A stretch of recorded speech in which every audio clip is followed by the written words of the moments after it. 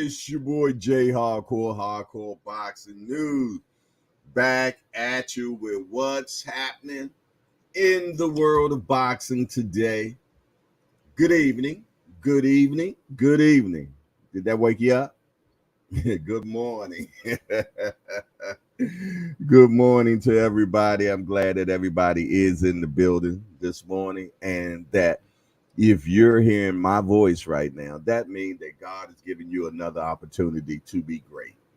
He's giving you another opportunity to be great. Yes, indeed. And how fabulous is that? Come on now. How fabulous is that? That God is giving you another opportunity to get it right, man. To get it right, man. And the beautiful thing about it, it's a Friday. It's a Friday, man. Yes, indeed. The cut up starts to begin on a Friday. Yes, indeed. What it is, what it shall be. Somebody explain to me what it is right now. Tell me what it is right now. Yes, indeed. Definitely happy to be back in the building with all the good people of the illustrious hangout. Yes, indeed, man. The only place on these YouTube streets, man, where you can talk boxing and etc. You heard me, etc. Man. Yes, indeed. And it be a lot of etc. around here. Yes, indeed. It be a lot of etc. around here, man. But yes, indeed. It's good to be back in here with everybody. Let me make sure I get my banner on. Okay, we got that going. It's time to get the roll call rolling, man. It's time to get the roll call rolling. Let's find out who is here and who ain't. First one in the building. Showtime, the guy pass says, good morning, peace, and blessings. Good morning to you, my brother. And little Jamila, good morning to you too, good little sis, for sure. I know you over there, right there, getting ready for school, waiting for that cab. Yeah. Naeem the Dream. What up, cousin Pete, if you will? He said, good morning to the hardcore family. Yes, we are. We are family. Yes, we is. Who else? Uh-oh, my brother comes in the building bearing gifts like he always do. Lonnie Lee, hashtag JBT. Say good morning, Jay, and the hangout. And he also comes with a good $10 piece, man. Appreciate that early in the morning. Yeah. Early in the morning. Appreciate that so much, Lonnie Lee. Mike Rim. Uh-oh, that's him. I said, good morning, everybody. Let's get happy. Friday's the wife's birthday today, too. Okay, happy birthday to Mrs. Rim. Happy birthday to you, good sis. Yes, indeed. Get to do whatever you big and bad enough to do, and hubby got to cook you all that good food or take you out to a good dinner, either or. I know he gonna do it. I ain't tripping about that.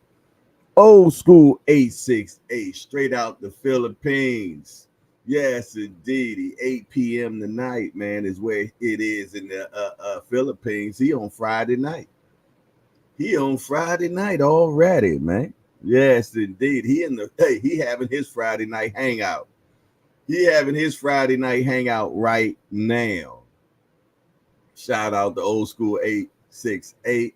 He said, salute Jay and the hangout, man. This is about step aside money, baby.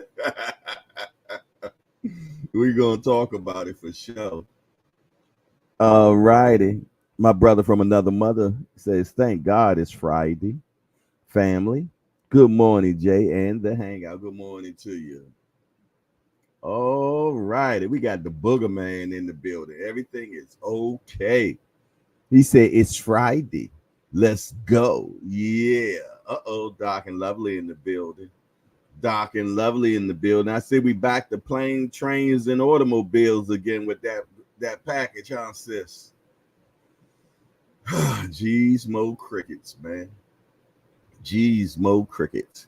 She said, "Good morning, Jay and the Jay Hardcore and the Hangout from Pieces and Blessings." Yes, Lord, I receive both peace and blessings. I do. Being in boxing news, say I heard. I'm glad to hear he's getting some back in the ring. Yeah, for sure. Especially when we've been hearing rumors about seizures. And, forgive me, y'all. Yeah, so I'm glad that he's working on getting back in the ring as well. Yes, indeedy. Let's get rid of that Canelo stank. Let's get rid of that Canelo stank, man. William Old School Aaron, hashtag JBT, said J Hardcore salute, my good brother. No, he said J Hardcore salute, brother. Good morning.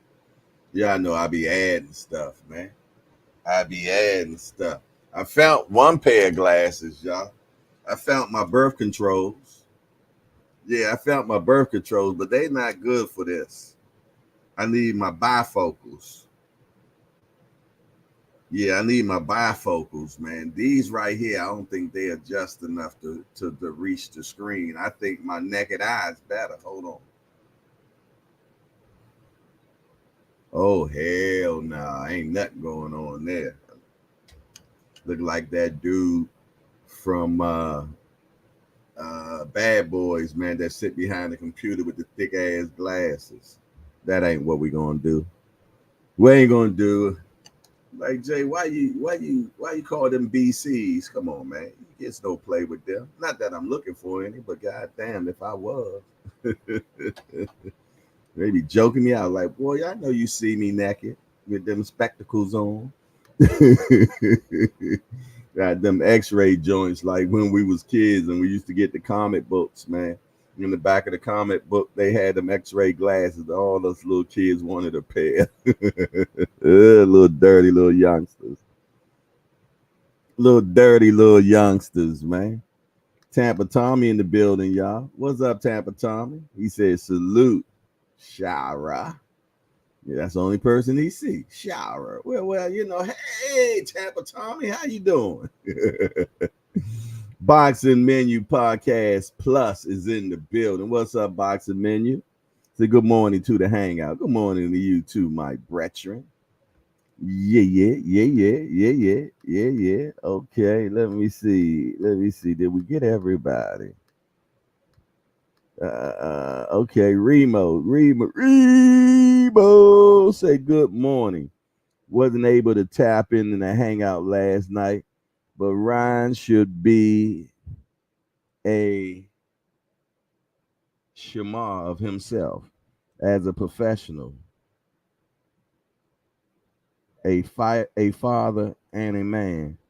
Hopes he gets some sleep and no longer support anything about him. Yeah, Ryan's full of mess, man. Full of mess.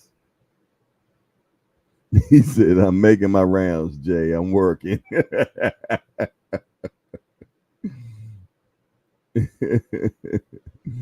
Goodness gracious, man.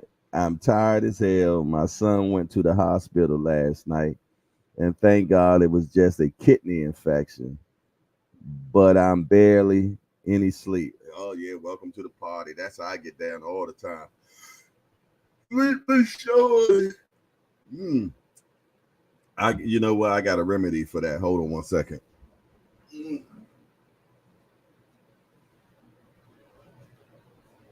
There we go. There we go. There we go. All right. Got the good cup of whatever you want to call this. Coffee, man. Hey, cups up, man. Let's get that first one in. Oh, I did slurp it that time, man.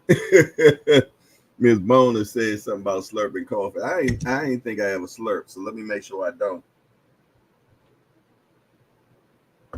Okay, Miss Mona, you got me. You got me.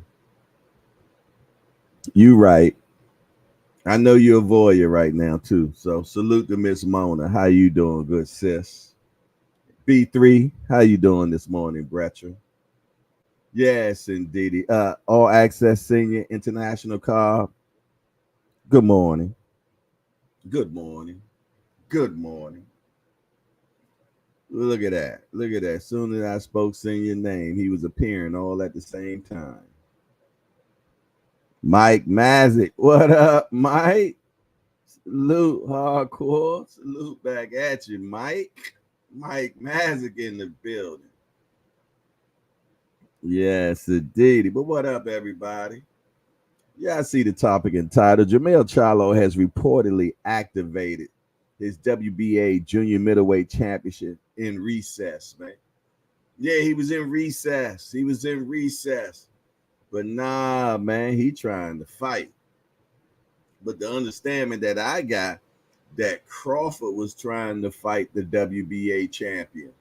Yeah, to get that wrestler that belt off of him. Yeah. So the way I look at it, the winner should get Crawford. The winner should get Crawford. It should be no different now. It should be no different. I think Crawford should fight the winner of whoever wins this belt. Yeah. I can't pronounce the dude's name, man. But yeah, the winner of the guy that owns the WBA belt, he just won it recently. And Jermell Charlo fighting. The winner should fight Budrick. I like this. I like this a lot, y'all.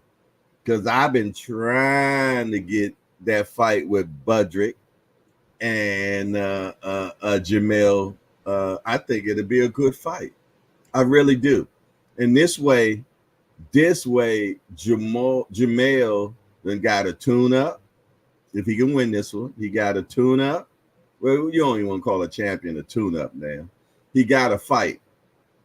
So he got that out the way. My thing is, will Bud take a fight real quick so that way he don't go in against the winner cold?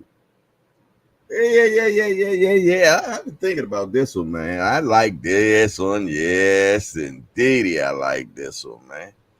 Remo said something. He said, Jay, I'm going to let you slide, but relax with I did slurp. It talk not even 30 minutes in. Come on, bro. Goodness gracious. Little nasty mind dude over there, man.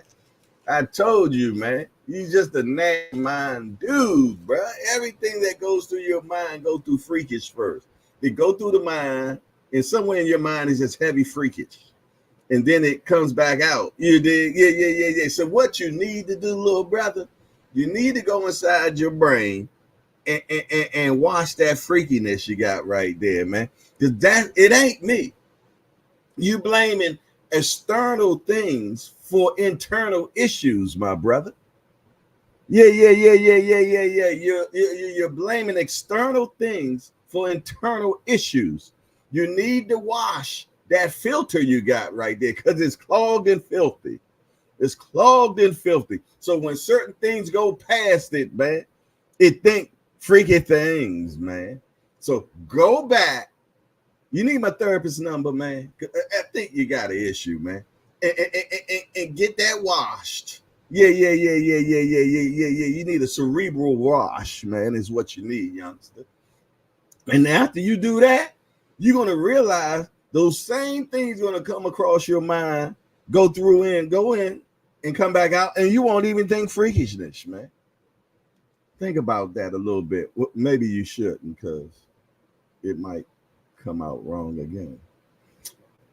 Hey, I'm just trying to be your big bro, man. That's all, man. I ain't gonna let you stay where you at. Yeah. You know we're about upward mobility in here, man. Yeah. When you're a New Yorker too, Al Booger.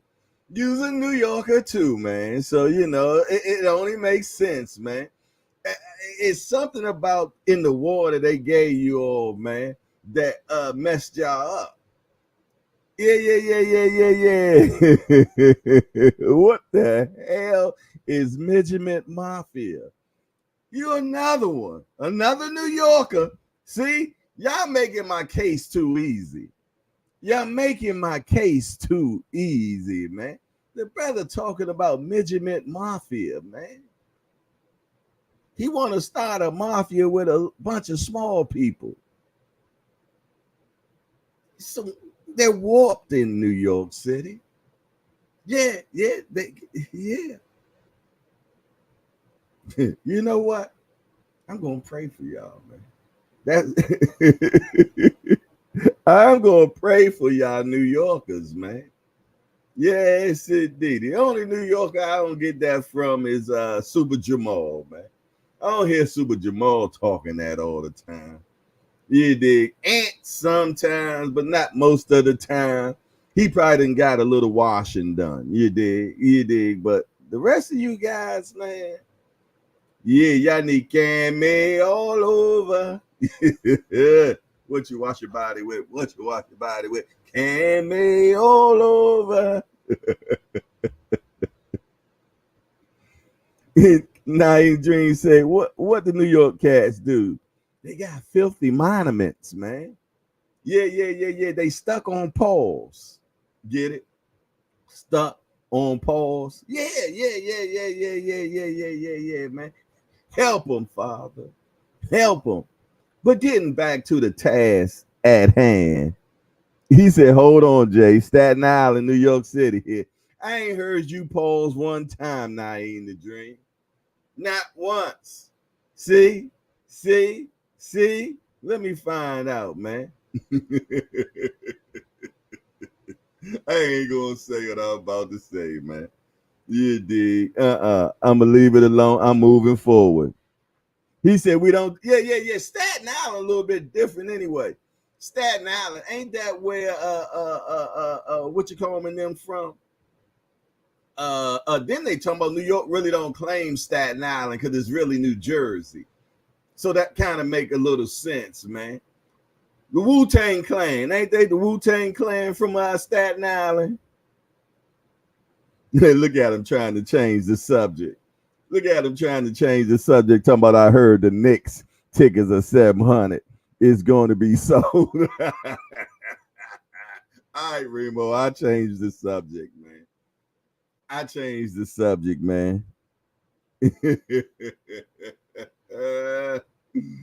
Back to the task at hand before I was rudely interrupted with pausement, man. I told you this is a pause-free zone. I haven't said no Diddy no more, no pause Eve up in here. No more, man. Ain't that right, D1? Yeah. D1 set me straight on that, man. He said, Jay, if we can't say pause, you can't say no Diddy. And I said, you know what? You're right. I stand corrected, man. And I haven't Diddy eyes since, man. All right, now back to Jermell Charlo, man. And the WBA. Hey, do y'all like this, man? It look like it can actually be a good setup, y'all. It looked like it could be a good setup. But trust and believe, Bud is not going to go into the winner of that fight without getting himself a fight, too. So he going to find somebody to do some squabble with, man, without a doubt. He said he should fight Bud Crawford. I'm with that too. Go directly into Bud. I'm with that. Yeah. I would announce it on 420. Yeah. The reenactment of smoking that Bud pack. I would announce it tomorrow, man. Yeah. 420 tomorrow, y'all. Yeah. 420 tomorrow, man. I don't normally smoke marijuana, even though I know y'all think I do. You dig? I like edibles and things of that nature, but I really don't like smoking as much. But tomorrow I probably will, just because it's the holiday, man. just because it's the holiday. You dig? Yeah. And I'm gonna be out of town, man, too. So I probably will. Uh, Tampa Tommy said Staten Island, without a doubt, the most racist borough in New York. I don't know nothing about it. All I know is Wu-Tang Clan is from there, man. That's all I know. That the Wu-Tang clans, one of the best things that probably ever came out of Staten Island. Besides my brother Naeem the Dream, man. Besides my brother Naeem the Dream. Hey, listen here, man. Yeah. John BX is back in the building, man, with a good color 5-piece. He said, good morning, brother Jay. I like Jermell versus Mandramov. Okay. Madramov. Okay. Bud washes both, though. Bud needs to fight Boots before he turns 40, man. I like that too, John BX. Yeah, if I can't get Bud in the winner of those two, I'll take Bud and Boots. Now, where I don't agree with you is this. I seen the guy Majimov fight. He's pretty good. But if Jermell beats him, I don't look at Crawford washing Jermell. I don't. Not at his first fight at 54. Yeah, I know how y'all feel, man. I know Bud is a superhero. Bud this, Bud that, Bud this. But I don't have him washing Jermell. And more of a reason because of what Jermell just went through with Canelo. Meaning, you all, even me, we gave him a thrashing about that Canelo showing. We gave him a thrashing. Yes, we did. We gave him a thrashing. So trust and believe he is not going to shit the bed twice. Forgive my French. Some special little sis probably still in the building. Troy Graham says, at this point in their careers, why would anyone want to watch the Charlos? Maybe because one of them is undefeated and another one got 2 losses. Why would we throw our careers away just like that, Troy Graham? Y'all just act like fighters are disposable. How about your job fire you because you had a bad day at work and say, you know what, Troy Graham, why would anybody want him to work for us anymore? Because he's horrible. He missed one day at work. Dispose of him. Exactly, man. Exactly. Stop making fighters be disposable, man. They are not disposable athletes, man. These guys have been working on their craft since they've been 8, 9, 10 years old. They have a bad performance, and now you want to throw the baby out with the bathwater, man. Come on, man. Sounding casual to me right now. Yeah, that's casual talk. How you gonna just throw a man's career away because he had a bad showing when he went up 3 weight classes? So now we should just throw him away? Poppycock. Let's get better than that, man. This hardcore's hangout, man. Come on now.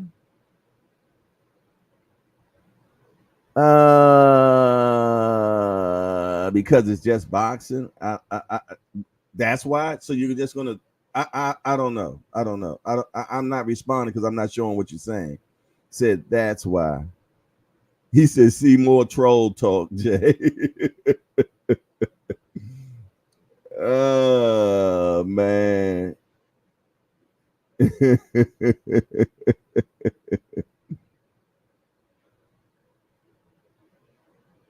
Fire his one day of work missing ass. You say.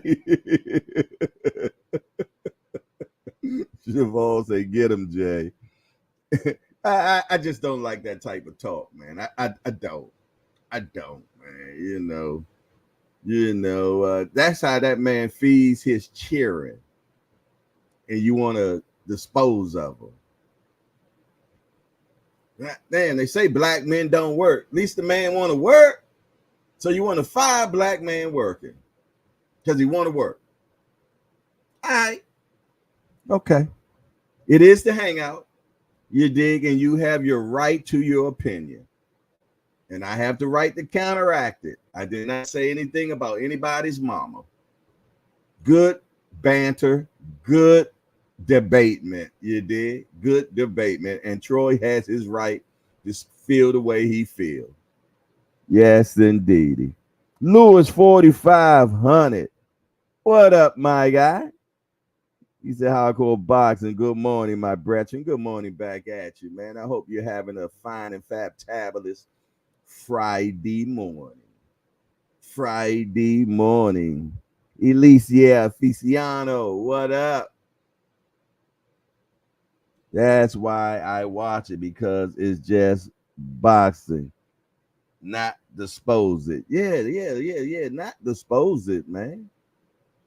Let's not dispose it, man. Let's just watch it, be entertained by it. You know what I'm saying? Embrace it. You know you're going to watch it because you're degenerates. You love the sport so much. You watch two fleas on a dog fight. So sometimes I think we just want to hear ourselves talk, man. You did stir a pot up a little bit. I'm not saying he shouldn't fight. I'm simply saying I don't care to watch either brother fight. Okay. And you know what? That's your prerogative. You don't have you're right. And that's your prerogative. You don't care to watch, and you don't have to watch. That is so correct. That's the beautiful thing about America. You misread stuff a lot. I apologize, man. I grew up hooked on phonics, being in boxing news. I'm not as smart as you, brother. I know that, you're college bred, and you know what I mean, and you hang around a lot of intelligent people, and you go all around the world with your brothers and everything. I didn't make it that far in college, man. Yeah. When I got my first A in college, I quit. True story. I got my first A in college and I quit. Yeah, I did. Yes, indeed. I got the best grade in the class, and I realized this was poppycock. Yeah, it was poppycock, because I made up everything that was on the test. Yeah, I have a vivid imagination.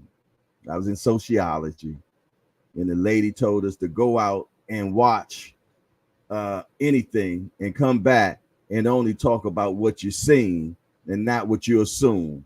And I didn't go do the observation, so I made it up in my mind. And I got the best grade in the class. And at that point, I retired from college. A success. True story. I can't make this shit up. That's right. You know what, Troy? I do the same thing. I only watch the fights that I care to watch. Maybe I read it incorrectly.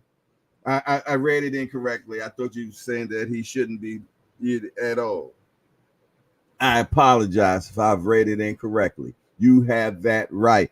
Like Bobby Brown said, it's your prerogative. You can do what you want to do. Yeah, for sure. Even the ones I say I ain't gonna watch, I end up watching because I'm a degenerate. You did. So I don't have that discipline that you have. Because if any of the Charlos fight, I'm gonna watch them. Yeah, I'm gonna watch them because they've been entertaining me all this time. Man. Yes, indeed. He let me down. One time. One time, short, he let me down. Which it wasn't even a letdown because I knew it was gonna happen. I even predicted it. You did. Yeah, I knew it was a money grab. Edgar Chavez, what a doozy. Hardcore boxing, salute OG and the chat. Good morning, everyone.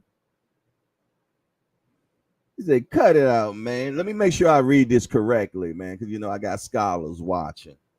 Cut it out, man. I'm not like that, and I don't think like that. I'm humble spirit. I told you that. You misread it. No, maybe I didn't misread it. Maybe I just can't read. You did. So it might not have been a misreadment. You know, I just say, hey, what's wrong with me saying that you're smarter than me being in boxing news? I don't want to be the smartest man in the room, because if I am, I got to go to a new room. So it's nothing wrong with being around people that are smarter than me. I likes it, because that means that I have chance to learn and grow. So don't be upset by being smart, my brother. Yeah, at all, man. It's a blessing. We need smart people like yourself, my brother. And I salute you and I commend you for your smartness, my guy. Come on now. You're a pharmacist, my guy. Come on. They don't give them out. You're dealing with drugs, man. I mean, I was a pharmacist at once too, but you legally went and did it. Hey, Super Jamal, what's up? I just spoke about you 10 minutes ago, my guy. Good to see you. Peace, hardcore. Peace at you, man. Yes, indeed. Susanna, where you been at? Mojan, proud single mom. Like is done. Thank you, good sis. I bet you've been in here. You just lately been just being a mighty warrior and just being working hard. Yes, indeed. LaMarcus Robinson in here too. What up? What up? What up? What up? What up? Flawless Mentality and B&E, hosted by Dr. Mark. Another intelligent guy I'm glad to be around. I love being around smart people, man. I got a room full of smart people in here. So that means I got a lot of learning to do. Remo, smart as hell. Got a smart mouth too, but he's smart as hell. Yes, they got a lot of smart damn people up in here, man. Yeah, for sure, man. Hey, yeah. Dark and lovely. I know she's smart as hell too. Yeah, I can see it in her eyes, man. Yeah, I love being around smart people, man. Yeah. Make me look a little smarter, man, because they came to watch me. Yeah, so it made me look a little bit smarter. Ain't that right, Edgar Chavez? But I tell y'all what, I know we done passed the time to see what's happening in the world of boxing today. Hey, did y'all see the Matrix show last night? If y'all ain't catch the Matrix show last night, man, y'all need to watch it, man. We had a good time last night. It went too fast. It went way too fast. But it was definitely fun last night. I hope you all enjoyed it like I did. You know, it don't take too much to satisfy this little old mind of mine. You did, because I had good laughs last night. Compliments of my brother G Peasy. How you doing today, good bro? I haven't even spoke to you this morning, man. I've been up in here talking a lot, man. Yeah, I've been in here talking a lot, man. I had to salute my brother, man. G Peasy. Yeah. Is he with me? Yeah, he is, for sure. Edgar Chavez said, you mean the Zone conference? No, that was the Matrix conference, man. That was the Matrix, man.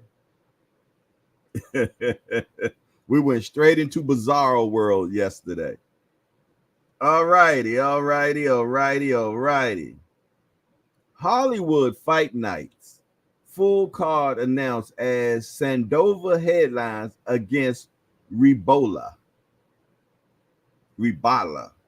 Yeah, I think maybe that's Ribala, because it's like dollar with a B on the front. So it's Ribala. I'm doing right now, being in boxing news. Are there limits to fight promotions, or is it no holds bar and no lines crossed? I think they're talking about yesterday. You say, are there limits to fight promotions? Oh, I said fright. Let me correct. Fight promotion. Or is it no holds bar and no lines crossed? Because, man, they cross any line. Trainer on attempting to eradicate Lawrence Okolie holding. It's a habit like smoking. Damn. All right, I'm gonna butcher this one, y'all. Krasiuk bemused by Alashiki claims that British fighters are the best in the world. Now that's funny right there. Yeah. That's funny right there. But I guess if you're in the UK somewhere, you kind of believe that. You did. So it is an opinionated statement. Devin Haney said tickets are picking up. Doing well now that Ryan Garcia is here. And just to reverse engineer that for y'all, you did. So y'all don't have to use any brain matter on it. Basically, what he's saying is that people wasn't sure if Ryan was going to show up, like how Being in Boxing News said 3 weeks ago. He said he wouldn't buy a ticket because he wasn't sure if Ryan would show up. So now, since Ryan is actually in New York City, they say that ticket sales are being picked up. My question is, from where? Are they being picked up from off the floor? Are they going to be a big giveaway tomorrow? Because that's what I'm thinking. I'm betting that they're going to be giving tickets away tomorrow. They might as well. Yeah. Hey, Remo, can you do us a big favor, man? If you're not too inebriated tomorrow. I know you're going to party like it's 1999 tomorrow. But yeah. If you can look out the window and tell me if they the line for tickets for that fight tomorrow, and if they're actually giving tickets away in Brooklyn, because that's what I'm betting on. I'm betting on the latter. That I ain't talking about the one that Wim Old School be climbing either. I'm talking about the latter, like the late part of that. You did. Yeah. Because I think they're going to be giving away tickets. Yeah. I think they're going to be giving away tickets tomorrow. Yeah, for sure. Boxing Menu Podcast believes that too. He said that sounds funny. Tickets picking up. Right. You read like I read. Bernard Hopkins says Haney Garcia can start a new chapter for boxing in New York. Nobody told me that Bernard Hopkins decided to pick up a second career. Yeah. Is this his audition for being a comedian? Is this his audition to being a comedian? Because what he just said was very funny to me. Excuse me not laughing. It ain't, like how it was last night. Y'all know I turned to a gremlin that night and also Friday mornings, man. We'll probably get there soon because y'all know how y'all started cutting up on Fridays. So it ignites from the chat. So yeah, he says that Haney versus Garcia can start a new chapter for boxing in New York. Probably it is going to be the new chapter. They're probably going to go into the Guinness World Records of a fight that the lowest selling fight in history in New York City. And I ain't going back and forth with none of y'all about this either. Being in Boxing News, Ben predicted it, y'all. Roy Jones Jr. said on Devin Haney, I don't know who's going to beat him right now. Talking about Devin Haney. He must be going on tour and being the opening act for Bernard Hopkins. Maybe I'll join the team too. Me, Bernard Hopkins, and Roy Jones Jr. We're going to go on tour. and be the new kings of comedy, y'all. Eddie Hearn's on Amanda Serrano and Katie Taylor, too. This was a big opportunity. A big opportunity. Let me read my brother's intro, man, because anytime, Flawless Mentality, B&E, hosted by Dr. Mox, a blessing family. William Old School, Arendt, LaMarcus Robinson, Susanna Majon, Aga Chavez, Gregory Pratt, hashtag JBT, Super Jamal, being in boxing news, Lewis 4500, John BX, Al Booger, Remo, JBT, Thomas Morris, and Tim Layton, hashtag JBT. Appreciate those acknowledgments, Dr. Mark. Elysia, I be getting this right. Elysia Feliciano says that press conference looked dead yesterday. Well, you know the Matrix is never real, my brother. You did. It's just the illusion of what you see. Remo said ringside is 7,000. Very top is 187. Get out of here. They selling the ringside ticket for $7,000. I'd like to see who does that. Who buys that? G Peasy. G Peasy just comes with a light bulb moment. He said, didn't Tank beat Ryan? Yeah, he did. He did. I think he was saying that Devin is unbeatable. I think that's what he was saying.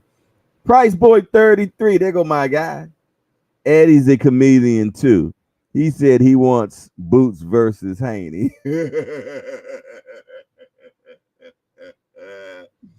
I bet you Bill laughed at that while he was laughing at that suit he had on, acting like Don King. Yeah, he was acting like he was Don King yesterday. I thought it was cute, though. I like Bill, man. I don't care what none of y'all say. That brother will do anything to make sure that his son rises, man. Yeah, for real, man, without a doubt, man. So shout out to black fathers standing behind their sons, man. Fathers. Yeah. Shout out to all the black fathers, man, that take care of their children. You dig? And this ain't no jokey joke either, man. I'm about that. I'm about that black excellence, man. Yes, indeed. Because I know how hard it is, man. I got 7 children. Yeah, I got 7 children. I ain't got a whole bunch of baby mamas or none of that. I got 2 from the first wife, 5 from the second wife. Yes, indeed. And back in the day, this seemed like it was a spade game going on. Yeah, with a few possibles, but they never materialized. So I'm holding with the 7. And with 7, that's the number of completion. And I believe in that. Boxing Menu Podcast say, Jay, let's have a 10 count on them tickets pick up. Let me find out you on that Red Bull this morning. You done started early. You got your wings already, boy. Talib Cunningham in the building. Talib Cunningham, construction shawty in the building, man. What's up with you? He said, good morning. What's up, man? You been staying off them roofs, man? We too old to be up on them roofs, man. Get off them roofs. I was trying to get William Old School off that ladder, but he addicted to it. He addicted to the ladders, man. All right, let me see. Is there anything else we need to find out in the world of boxing? Luke Campbell isn't counting Ryan Garcia out against Devin Haney. I guess you won't. Didn't Ryan stop Luke Campbell? I'm digging into my memoirs, you did. Correct me if I'm wrong. But didn't he drop Ryan? And Ryan got back up and beat the smack out of him? I could be wrong. Let me know if I am. It won't be the first time. Damn sure it won't be the last time.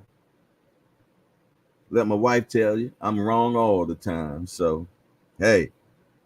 Former foe Jorge Linares says Added weight favors Devin Haney KO chances. Okay. Let's pause right there. And I ain't talking about the pause y'all be talking about. I'm actually using it in the actual content that it's for. Let's pause, meaning let's stop right there. They made a bet yesterday, man. Yeah. They made a bet yesterday. Ryan said 500 smackaroosies. 500 smackaroosies that, whoever that doesn't make weight has to pay it. Devin upped the ante. But when Ryan said it, okay, then Devin say 500,000 per pound overage. Papa Garcia said, whoa, no. Papa Garcia wasn't trying to hear that. Maybe Papa Garcia knows something that we don't know. Yeah, because he was not trying to hear that. Like that was his money. He was not trying to hear that at all. But Ryan went through with it. So they shook on it. Now, they couldn't bet on a fight because it's against the law for two fighters to bet on a fight that they're participating in, because that means that they can have, make it fall in somehow, some way, some favor to shave things off to make sure they can get somebody else some money and bet again. Hey, I'm going to throw this one. Go put this money on me losing. I'm the favorite. Yeah, bet on Ryan. Yeah. We come off with a bag. I got a rematch clause. No big deal. Yeah, so yeah. Fighters don't supposed to bet, but they're betting on poundage. So I guess it's going to be okay. I know you're probably going to say, Jay, I haven't seen many fighters bet. I don't know how many you've seen pay. Excuse me. But yeah, man, when you think about this, let's talk about it real quick because we did pause right here, man. Who do y'all think this will affect the most? Devin or Ryan? Now, in the Apple chat, B3Z, my youngster, I ain't seen all week, but I see him in the Apple chat, so I know he good. He be listening, though. He said that's in favor of Devin, to be truthfully honest, because no matter what, Devin's going to make the weight. Devin's going to make the weight. See, but the psychology in this is Ryan don't want to lose so much money, so he'll damn near kill himself so he don't have to, 1 pound, 2 pounds, but maybe he's 3 pounds. That's $1.5 million. So he'll kill himself making the weight just so he don't have to pay that money. Devin, used to it. Ryan, I don't know. Somebody explain to me. How many times have y'all seen Ryan not make weight? Now, don't take this wrong, New York crew, but Ryan does look extra large, man. He does. He looks like he's way over 140. He does to me anyway. He looks like he looks real solid. And he got abs and everything, man, but muscle way more than anything, Jack. Yeah. Devin, he already looking like the Matrix already, man. Yeah. I mean, we already seen how that brother look. Yeah. We see how he look, man. And he used to this, man. He used to it. There he is right there, man. There go Devin. Look at him. He was like a mummy yesterday, man. You did. It looked like if he moved too quickly, he would just pass out. He got the glasses on so you can't see the sunken in eyes. Cheekbones, you see. Yeah. Won't show you his neck either because it probably looked like a turkey neck right now. wearing gloves as well, so you can't even see his hands swiveled up like how when you've been in the bathtub too long. So he covered all bases, and he had real baggy clothes on, man, because baggy make you look fat. You dig? So yeah. Look, he's definitely on Simpson mode at this point, man. You dig? But hey, it is what it is. Now, when I looked at Ryan didn't look too Ryan didn't look. Wait a minute, I'm about to do a countdown. I don't know what that might have been. All right, so let's look at Ryan and see how Ryan looked. Look like a baddie to me. Look like a baddie to me. He said that he identifies as a woman. All right, go ahead with your bad self, man. It's your bad. Shut your mouth, man. Yes, indeed. Hey, I think we got a fight, y'all. We got a fight, man, for sure. We got a fight, man. Yeah, yes, indeed, man. Without a doubt. What y'all talking about in the chat, man? John BX said he was wearing that big ass shit so you could see his heart beating through his skinny chest.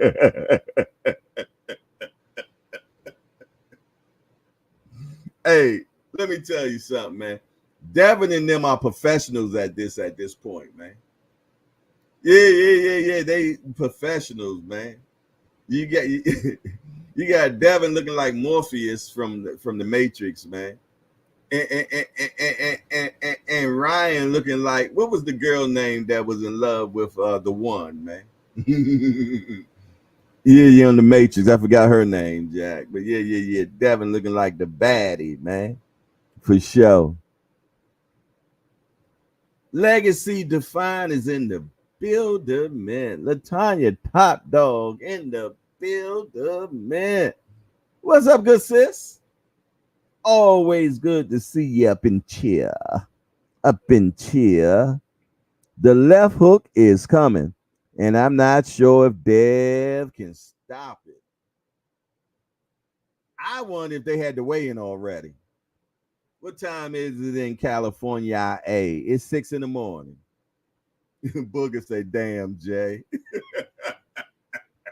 Uh-oh. Did I cross the line, Booger? Look. Did I cross the line, Booger? Let me know. Y'all know us old, what y'all call us old heads, man. The old dudes, whatever. We ain't got no filter anymore, man. Yeah. After a while, man, things wear off, man, and they just wither away. I can't wait to. Hey, you think I'm bad now? Wait till I'm 70. Yeah, I'm gonna be 70 years old, still sitting right here in the hangout, Jack. Be in here falling asleep, taking Geritol, still talking shit to y'all whippersnappers that was in y'all 30s and now in y'all 50s. Oh yeah, I'm gonna bring back all that shit y'all talk. When when y'all call me an old head and now y'all in y'all 50s. Yeah. Yes, indeedy, man. Look. Me and Cash Sport gonna be sitting side by side doing the show. Wake up. Oh, look, if I'm 55 and Cash is 10 years older than me, I think Cash 65. When I'm 70, he gonna be 80. Oh, that's gonna be some funny shit. Yeah. A whole new show, Grumpy Old Men, Jack. Yeah, Grumpy Old Men. Cause let me tell you something, man. My man Cash Sport, he humdinger too, man. Yeah, he real professional, this and that, other. But he got a temper on him. I can see it. Yeah, I can see it. Cash got a temper. I don't think he ain't got no middle. Nope, I don't think he got no middle at all. He'll go to 0 to 100. Now, his water might take a little bit more to boil, but once it does, watch out, shorty. I'm trying to tell y'all, man. Uh-oh. Talking about water boiling. AWM is in the building, y'all. AWM is in the building. Angry white man, if you will. My guy, my brother, Mr. Hey, and I shout out to the reservement you had yesterday. He said, good morning to all the family. I'm down in the sewer. So reception is not good, but I'm listening, family. All right, my brethren, we got you. We'll hold you steady. We hold you steady. GP just say, being called an old head doesn't bother me as much no more. Not saying Mr. or Sir by youngin' drives me crazy. Yeah. I got a few people that come in here and call me Sir. It'd be killing me. And I am a Sir. I don't know why it bothers me, man. You did. D1 say, go to the paragraph before that I made my prediction on this mid-fix boxing match we got this weekend. Okay, hold on.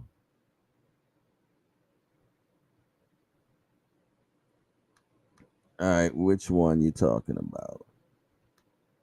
Are you talking about the one that said, so if this is a competitive fight, what level a fighter is Devin? Ooh, boom. Let me go back up one more time. Is there anything else? Okay, all right. Let me go up one more again, make sure there's anything else. Latanya Top Dog says, Devin going to come in fight night at 190 with them IV shots and snack shots on fight night and still have no power. Damn.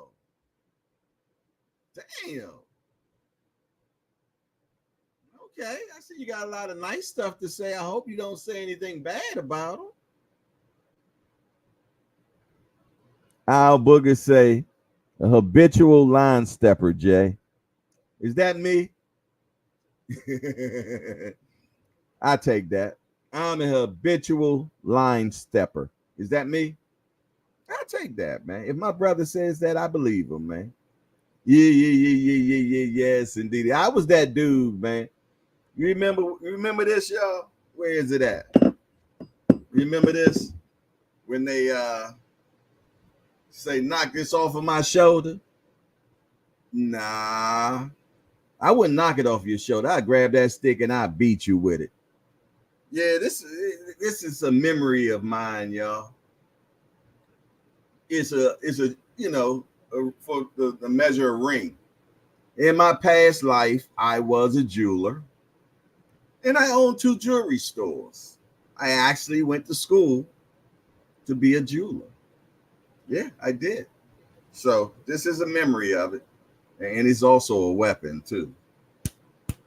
Yes, indeedy, man. But yeah, I was one of them cats, man. You better not give me a weapon to use against you. Talking about knock this stick off me. No, sir. I'm gonna use it on you. Yeah, habitual line stepper. That's me.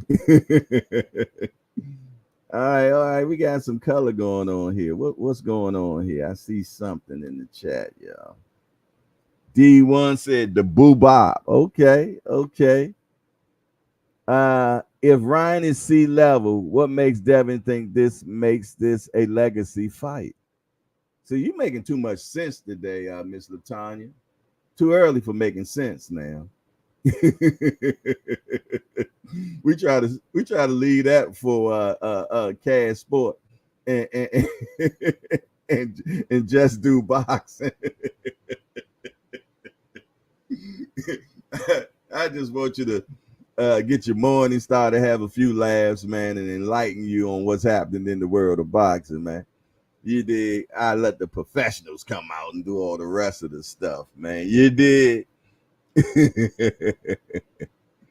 Legacy Defined said they both show hypocritical traits when it comes to representing a positive character.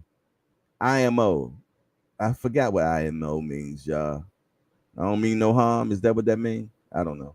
With Ryan being as mentally unstable as he is right now, he has just been projecting a lot more than Devin. Okay. All right. Another intelligent statement there. Too much smart juice running around here today, y'all. D1 Boxing says, Dev on point. Ryan by KO. I'm putting $100 on Ryan just to be safe. Okay. Got that disposable money. I hear you, bro. I hear you. But if you win, then you're a genius. You know how it works. Al Booger just gifted a membership. Who got hit with the membership, y'all? Booger Man always gifting, man. I appreciate that guy. I told y'all, man, I got some of the best people around, man. Some of the best people around. We creatures of habit, man. Yeah, and he always does the same thing. He always gifts. If I see somebody's been gifted membership, I already know it was gifted by Booger Man. So who got hit? He said, I booger China, right? No, actually, China was a business trip for hair. Yeah, when I used to sell a weave. I done did a lot now.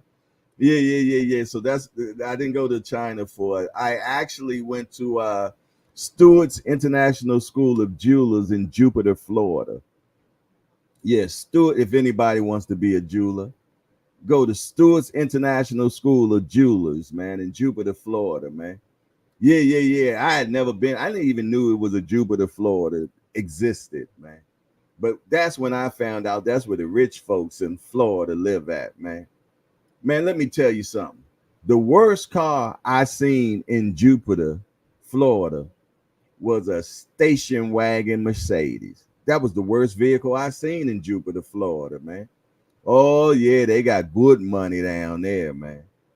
Good money down there, man. So now, when I went to China, man, that was for buying hair. I was buying hair in China, man. By the key. They sell hair by the key down there, man. The lady asked me how many keys I want. I started looking around. Like, wait a minute. Has this trip just turned to something else? You know, I'm a ninja from the hood. You talking about keys? Whoa, mama son, what you got going on? But she laughed at me slightly because she seen I was a little uneased and broke it down to what it actually meant, that they sell the hair by the key. I said, oh, okay. Give me 50. He's saying, where does Devin get off saying, I want my credit? You don't get no effing credit for beating somebody on point when he just got knocked out by the dogs, by the top dog.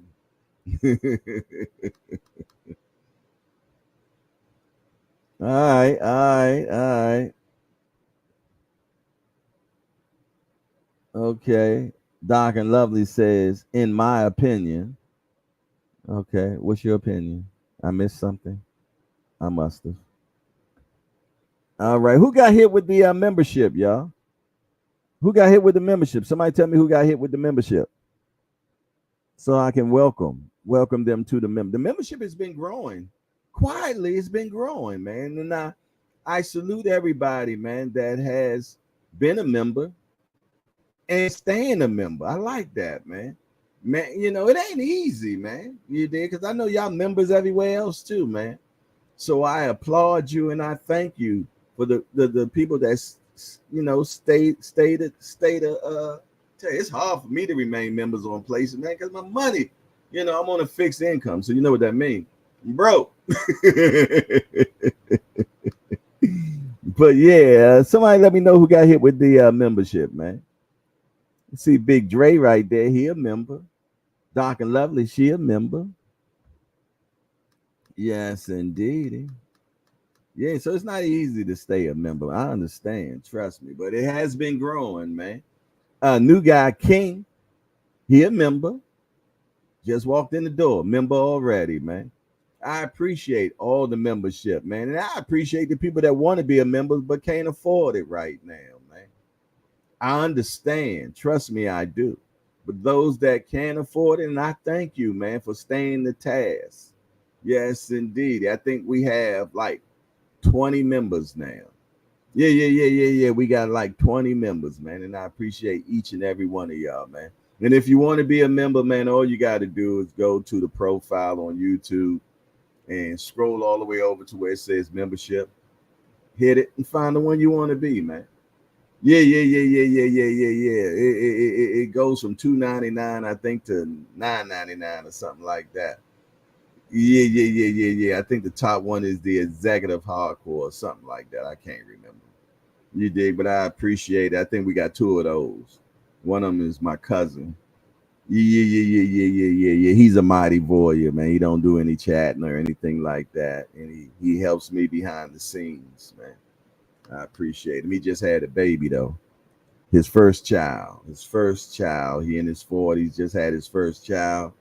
Got a lovely wife he got from Canada. Brought her down to United States. She already came being a nurse. Yeah. So they doing big things, man. So shout out to Drew and his wife Olivia.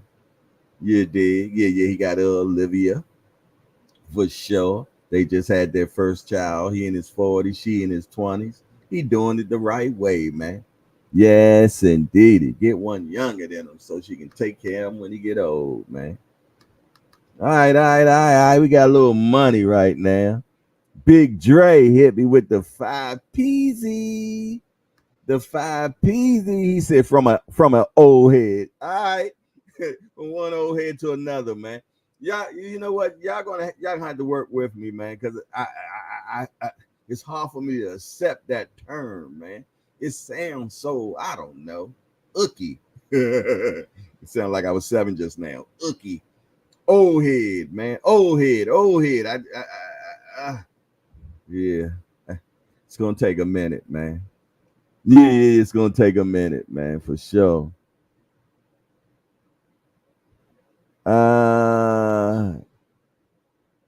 Big Dre, he said I'm D1, I'm Apple all day. Hey, Big Dre, you need to be in the Apple chat because you're a member, man.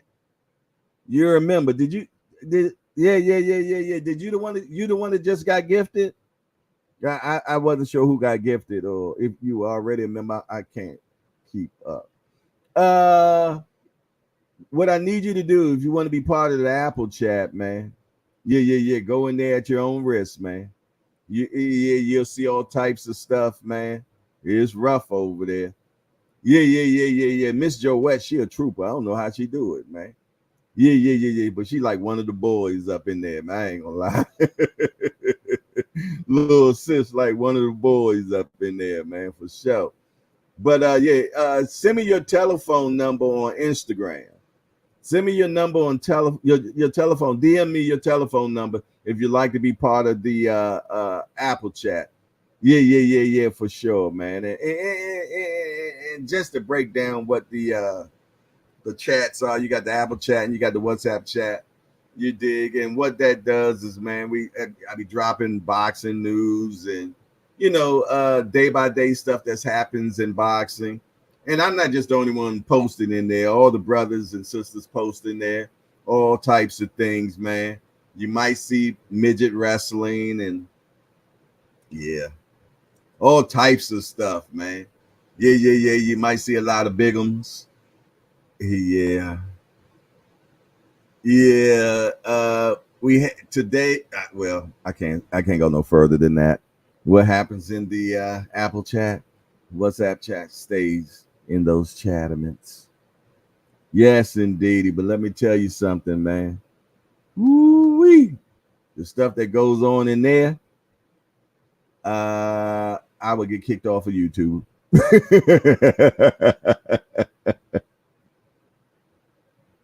He said, okay, Big Dre was gifted the membership. Okay. Big Dre talking in third party. Big Dre say, Big Dre was gifted the membership. Okay. I like it.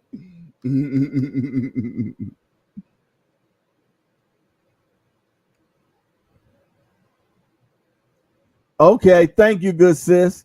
IMO means in my opinion. Okay. Okay. I learned some, I learned something. He said King who? The dude from Fanon? I hope not. Be nice. Be nice. Be nice. Everybody's welcome here. Long they don't talk about nobody's mama.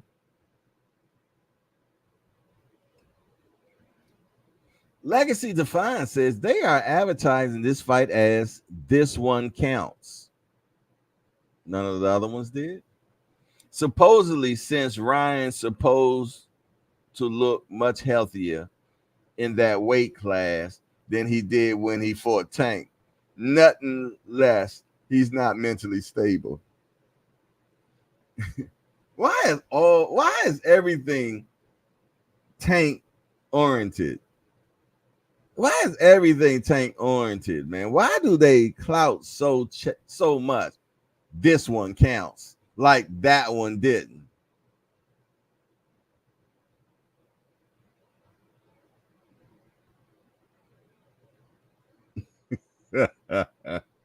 Wait a minute. All right. G Peasy just hit me with a 5-piece, man. He said, "Oh, you are hitting the bag today. I got a lot of bag hitting. Matter of fact, I'm gonna do it all at once right now. So I'm gonna add it all up right now, and I'm gonna drop it all on the bag, man. I'm gonna drop it all on the bag. Let's go all the way back up. So I make sure I got all of them. I got all of them. But GP, he for some reason he want me to hit the bag. I done said something. I done said something where he feels though I need to hit the bag. Okay, now I know the first money that I received was $10. Let me get my calculator together, man. Get my calculator together. Hey, I'm gonna tell y'all something too, man. I seen something the other day that I thought was amazing. It was this thing, it was one of them math type things, and it was like whatever your shoe size is. I'm gonna try to remember this all at once, right? Whatever your shoe size is. So, like, okay, say your shoe size is size 10. Okay, so I put size 10, right? And add 2 zeros to it. All right. Now, after I get the 10, then I supposed to subtract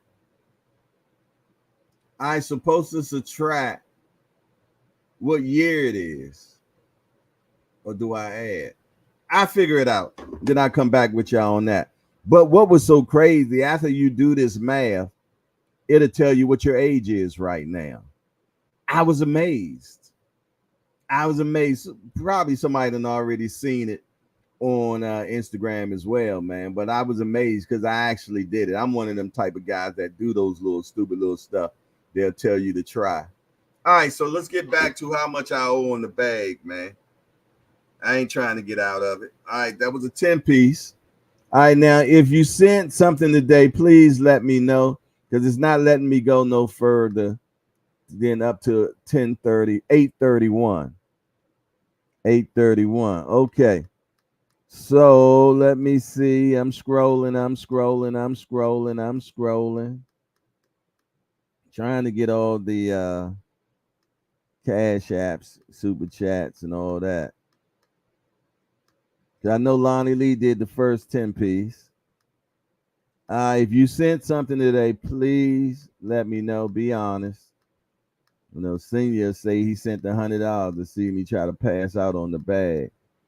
Okay, D1 sent $1.99. That's $2.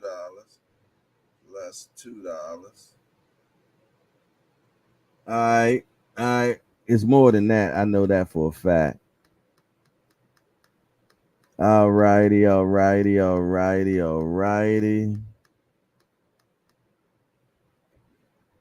Big Dre sent $5. Plus 5 equals 17. I think a lady sent something. Let me go back up to the top.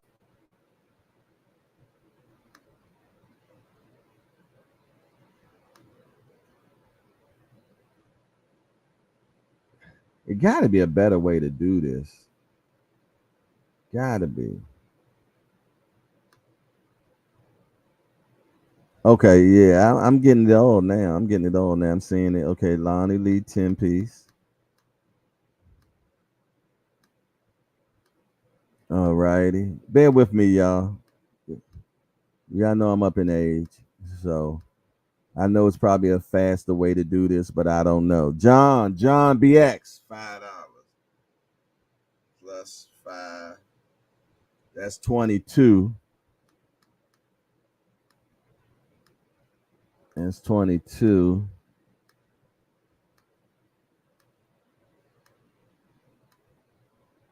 And feel free to add on so I can do it all at once, man. If you want to contribute, please put it in now in the chat. I appreciate it.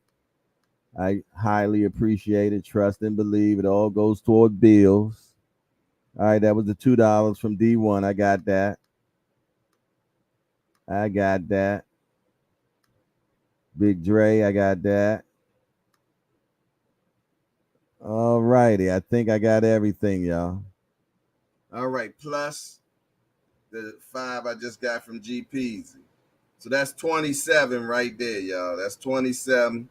I'm checking my Cash App right now to see if anybody else sent anything.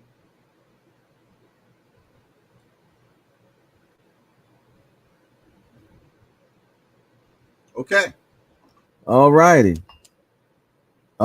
So that's, I believe, 27 I got to do on the bag, y'all.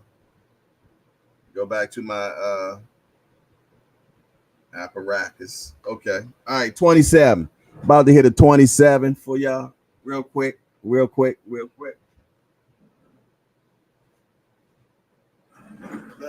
bring the bag close. There we go.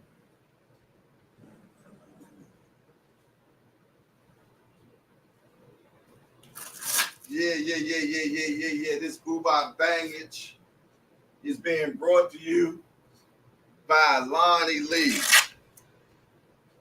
BX, John BX, D1, Big Dre, GPZ. Did I forget anybody? Hope I haven't. If I did, please speak or forever hold your peace. 27 piece right now. All right, you ready? Let's get it. 1, 2, 3, 4, 5, 6, 7, 8, 9, 10, 11, 12, 13, 14, 15, 16, 17, 18, 19, 20, 1, 2, 3, 4, 5, 6, 7, 8, 9, 30, 1, 2, 3, 4, 5, 6, 7, 8, 9, 40, 1, 2, 3, 4, 5, 6, 7, 8, 9, 1, 2, 3, 4, 5, 6, 7, 8, 9, 6, 1, 2, 3, 4, 60 fizz-eye. 60 fizz-eye. 60 fizz-eye. Yeah, boy. Yeah, boy. Hands laid, debt paid.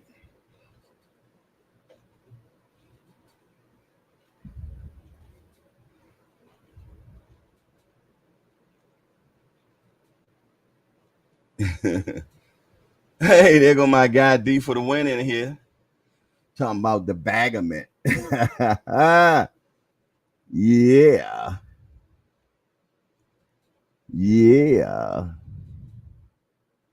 Legacy Define say, Wimmo, from what I've been hearing, the pro Devin Haney fans are called Hanos clan.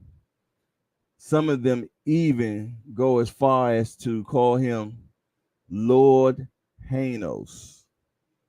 Wow. That's what's up. I like, hey, I like that they rally behind him, man. He got good supporters. Ain't nothing wrong with that, man.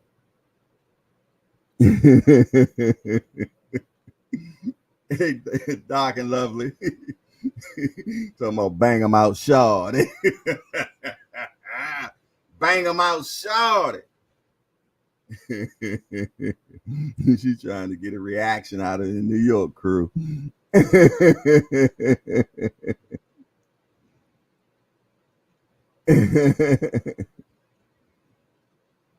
$305 say you got a good 3 rounds left in Tank with Mike Tyson for the bag.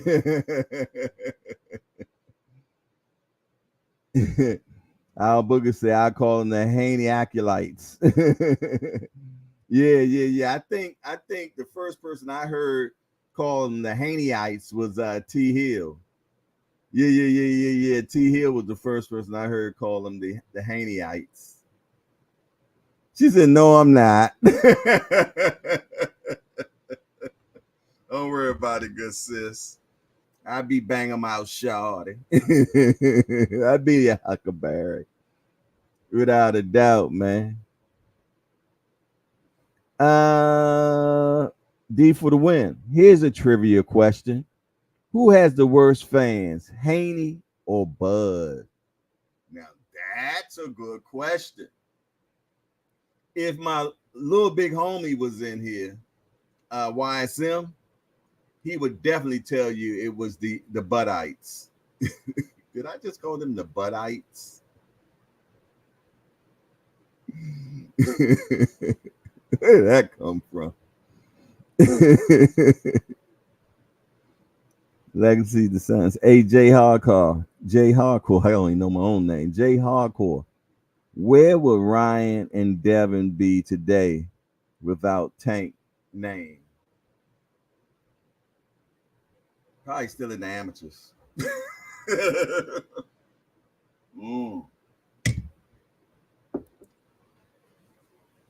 Probably still in the amateurs, man. I could be wrong. You dig? You know. I don't know where they would be without Tank, man. I don't think they know either. Remo say, Haney fans are trolls. Bud fans are passionate. Okay. Yeah, I'm pretty much sure some Haney fans would say the same about what they call us. What do they call us? Tankites? I don't know. What do they call us, tank guys and girls? Boobop specialists? Are we the boobop specialists? What are we called, y'all? What do they call tank people? I tell you what, they had a name for us people that support Earl I didn't like. They call us Earl sexuals or something like that. That was nasty.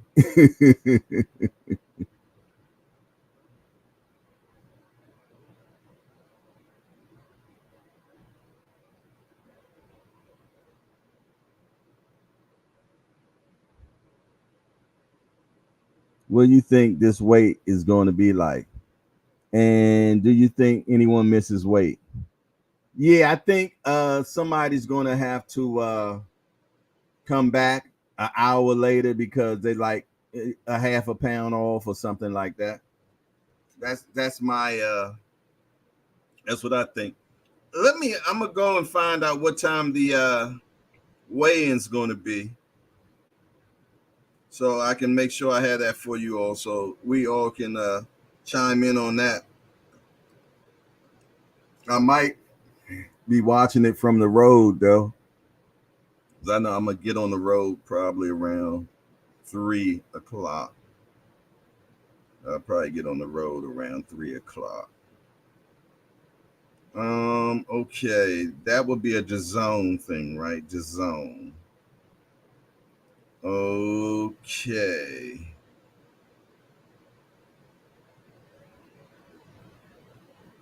See, when is the weigh-in for Dazin?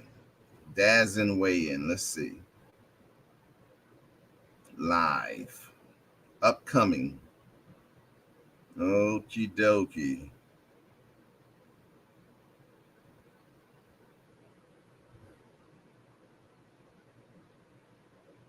Bear with me, y'all. All righty. The weigh-in is going to be. The weigh-in will be live April the 19th. That's today, right? At 2 p.m. 2 p.m. Eastern time. Let me hit my notification.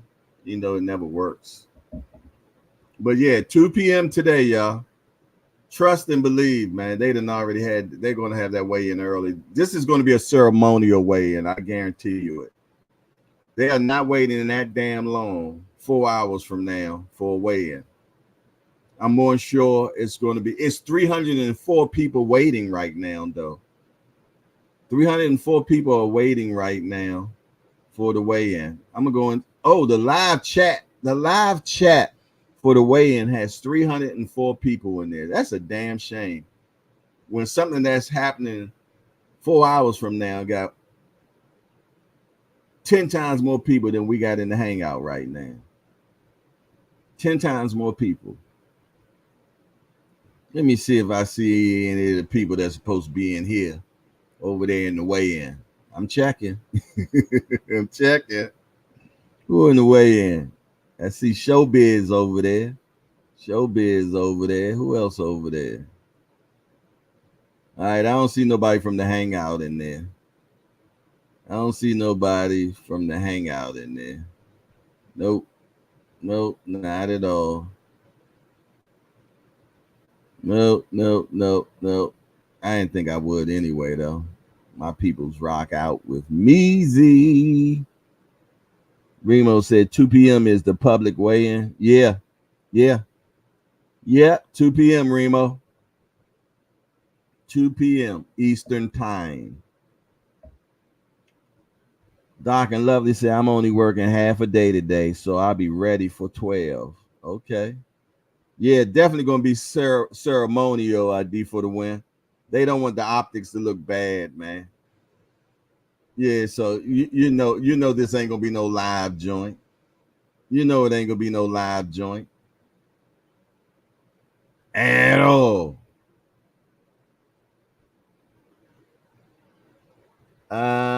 Somebody said something. D for the win said they did it at 8 this morning. Really?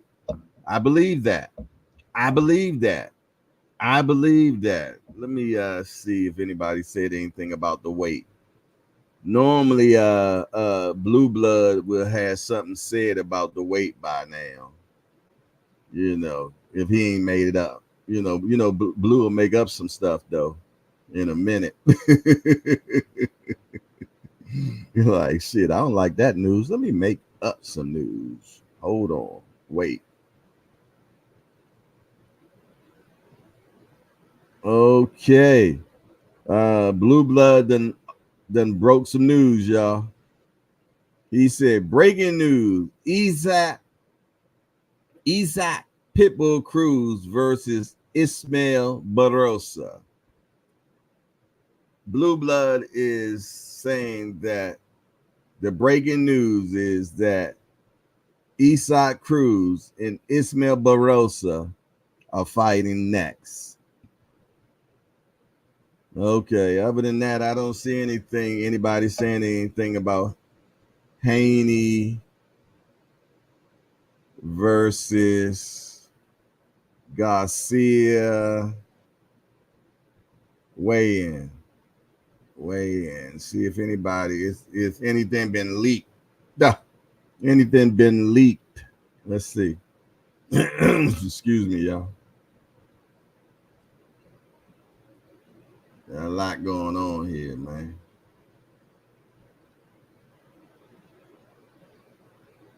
Yeah, okay. I don't see anything about weight, y'all. Yeah, so normally if a weigh-in didn't happen, somebody done already leaked something about it. So nothing yet. Nothing yet, y'all.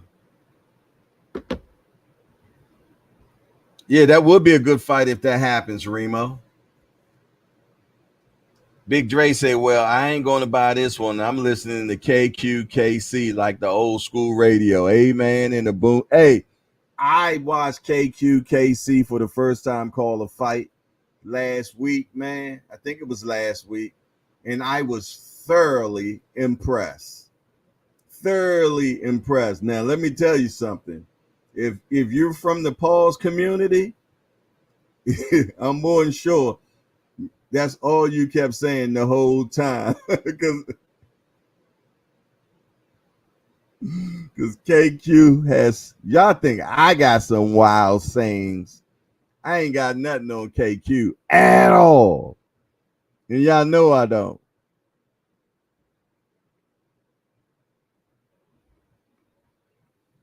Yeah, we need to figure out that StreamYard stuff we was talking about, y'all.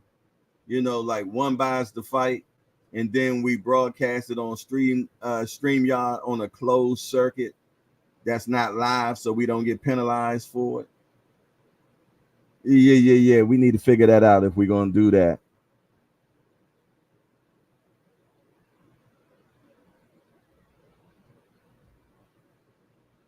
I'm gonna drop the link for the panel, man. Just in case, you know, y'all want to come in here, y'all need some stuff y'all need to speak on. I'm putting it in the chat right now. It's in the chat. It's in the chat, man. Yeah. I need some of the soldiers to come on in here and let's talk about a few things, man.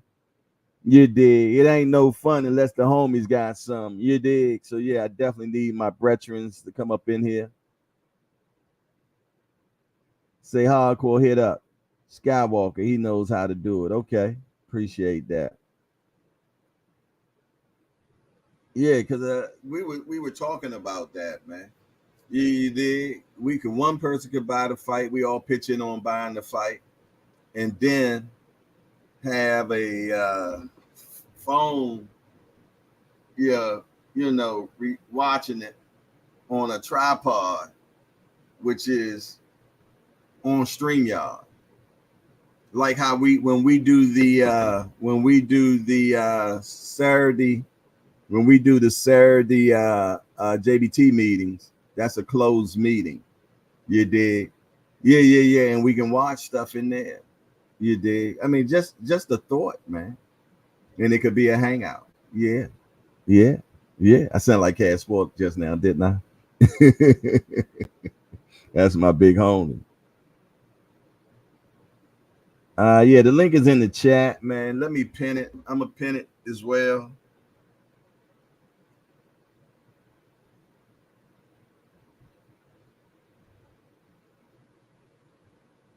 He said you can easily see who sent bread to the chat.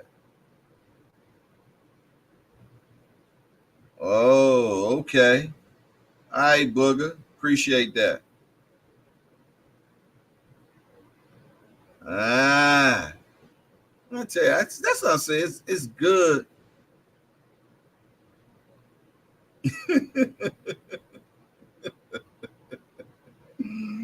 Let me find. I'm looking at the executive producer sending me something talking about. Be quiet, youngster. That was way early. He didn't want me to. You know I'm gonna mess with you about that one, shawty.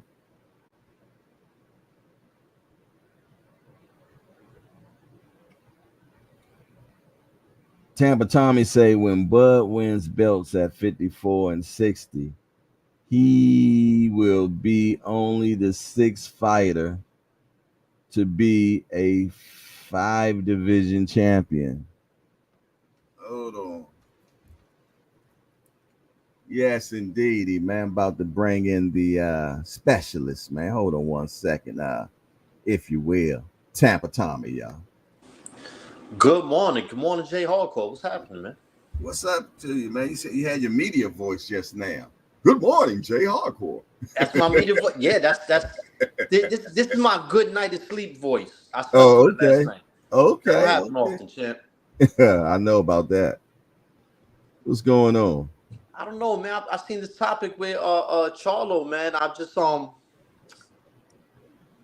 I'm writing Charlo off, man. I'm not saying he got to retire. I'm not saying none of that. Mm-hmm. I just get the sense. I could be wrong. Mm-hmm. I get the sense that a few factors. One, I think he's one of the fighters that once he got that big bag, that payday, you want payday. Once he got that payday, I think Mm-hmm. it might have took some of his hunger based on the way he fought against Canelo. Like that, I was rooting for Charlo. I picked him to win. I'm still Mm-hmm. mad about the way he fought. Not even that he lost, the way he fought. I'm a little pissed off at. Mm-hmm. But let me let me check myself for a second. I'm not the one getting punched in the face and ribs by Canelo. I don't know what he was feeling. Maybe he was Mm-hmm. just surviving. Maybe he had to do that to go 12. I don't know. But and then also all the distractions outside of the ring, that don't bode well for a fighter. You gotta eat, sleep, breathe, shit boxing. You know what I'm saying? If you want to be successful in the sport, very few fighters have been successful on a championship level with all those kind of distractions in their life. And I lost it for him, man. Like I don't even care to see him no more. I want to see him. I'm gonna watch the fight, but I got a feeling that he's gonna lose to lesser competition at some point soon if he continues fighting. Really? Yeah, Well, I'm hard on him today, man. I'm I'm I'm I I'm rough hear on you. him I hear today, you. man. But you don't want him to not work no more. You just don't want to watch him, right? So you're pretty much where Troy at then. You don't want to watch him, but Yeah, yet you say you still gonna watch him because you're degenerate. You know you're gonna watch him. I don't think he's gonna be the same dude. Listen, at one point I had him ranked he was my number two pound for pound fighter. And right now, I'm like, I don't have the confidence in him no more. Mm. I think he's gonna rise to the occasion, man. I think Shawty gonna. I see. I think I hope that so. he's the type of cat. I feel though that he's emotional. You know, Yes. he carries everything on his sleeve, and I think he's going to do whatever he can to get back in the good grace of the fighting community. You dig? He actually cares what we think. You know what I'm saying? And I think that this time, whoever he fights next, man, he's going to put his best foot forward and give us an excellent fight. I would. Nah, I ain't gonna say that. I was gonna say I would love to see him with Virgil Ortiz, but I'm worried about Virgil Ortiz with that condition he got. I always forget what it's called, but what it basically is that during the workout, your muscle tissue breaks down and releases proteins and shit into your blood that Oh are yeah. toxic and could cause organ failure, kidney failure, all kind of stuff. And I hope that never happens to Virgil Ortiz again. But I don't know what to expect of him after this. But Being that's in that's if he was healthy, that's who I would love to see Charlo fight. Being in boxing news, what is that called when they have that problem? Can you let us know in the chat, please, sir? Yeah, I know what you're talking about, but I don't know the name of it either. But being in boxing news, he does know. It's dangerous. It will kill you. Like it literally kills people. Yeah, they said it was that, but then they also said they think it had something to do with him draining himself and doing other things. So Yeah, I tell you what, man, I'm about to bring in a guy, man, that really needs no introduction, man. Some people said that he faking bacon, that he been a hardcore for a long time. He's not a casual, you did, because he's just way too advanced to be just getting into this sport of boxing and knowing the stuff that he already knows at that time. This time, me personally, I just think he's a genius and he's a nerd and he's just smart as hell all at the same time. Bringing in my little big homie, Remo. Hit the wrong button. What up, boy? I gotta start recording these intros, man. Shit, play them for my grandkids down the line somewhere. Yeah, that I was a scholar, not a dropout like your great grand said, but I'm a scholar. I think highly of y'all fellas, man. Appreciate it. I come in here to spar with Tommy again because I disagree again. Tommy, what's going on, man? It's all good. Like, The dog, who dog is that? That's the Tommy dog. Don't like me talking crazy. Yeah, you see, it was on cue. Facts. But Tommy, we can't do that to Charlo. my dog heard you, man. We got to stop doing that. That dude actually went to go collect them belts the hard way. Lost, came back, knocked the dude out. Castaño, questionable, knocked him out. He just got into a situation where he just bit off a little bit more than he could chew. And it didn't take much of the physical for him to realize that. A couple arm punches, and he realized that, yo, this dude is really out my weight class. And I'm going to give you an example. Ryan get known for that left hand. I seen him punching, doing a body shield challenge with Ngannou. I think I put it in the chat. Yeah. The same one that be folding everybody else, the dude was laughing at him.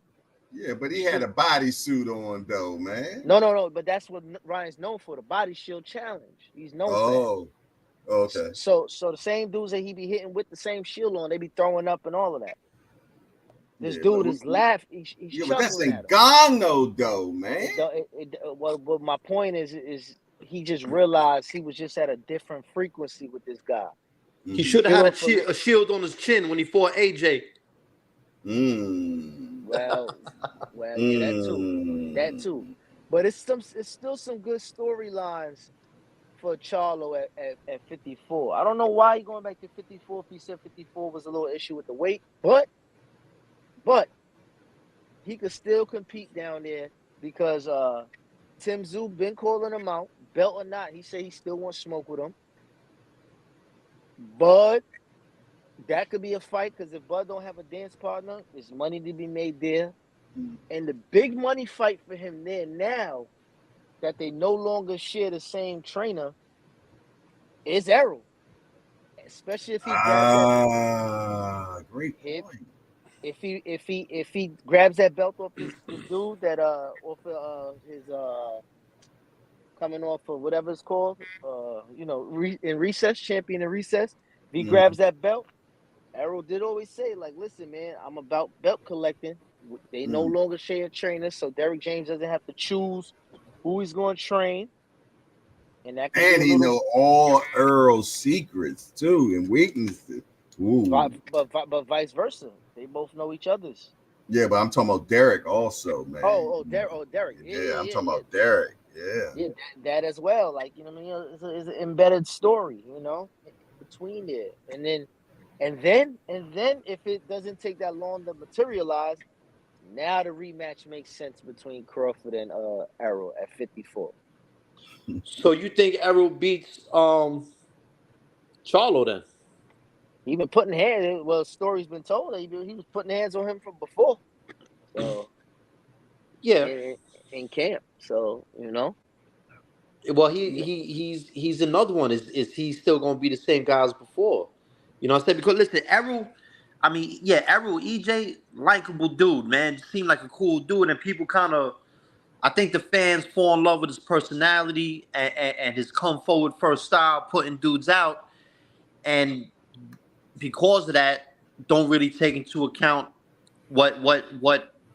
how much may have been taken out of him by not just the fight, all the life situations. Same thing with Jermell Charlo. People love Charlo. He cleaned out 154. I had him ranked as my number 2 pound for pound fighter.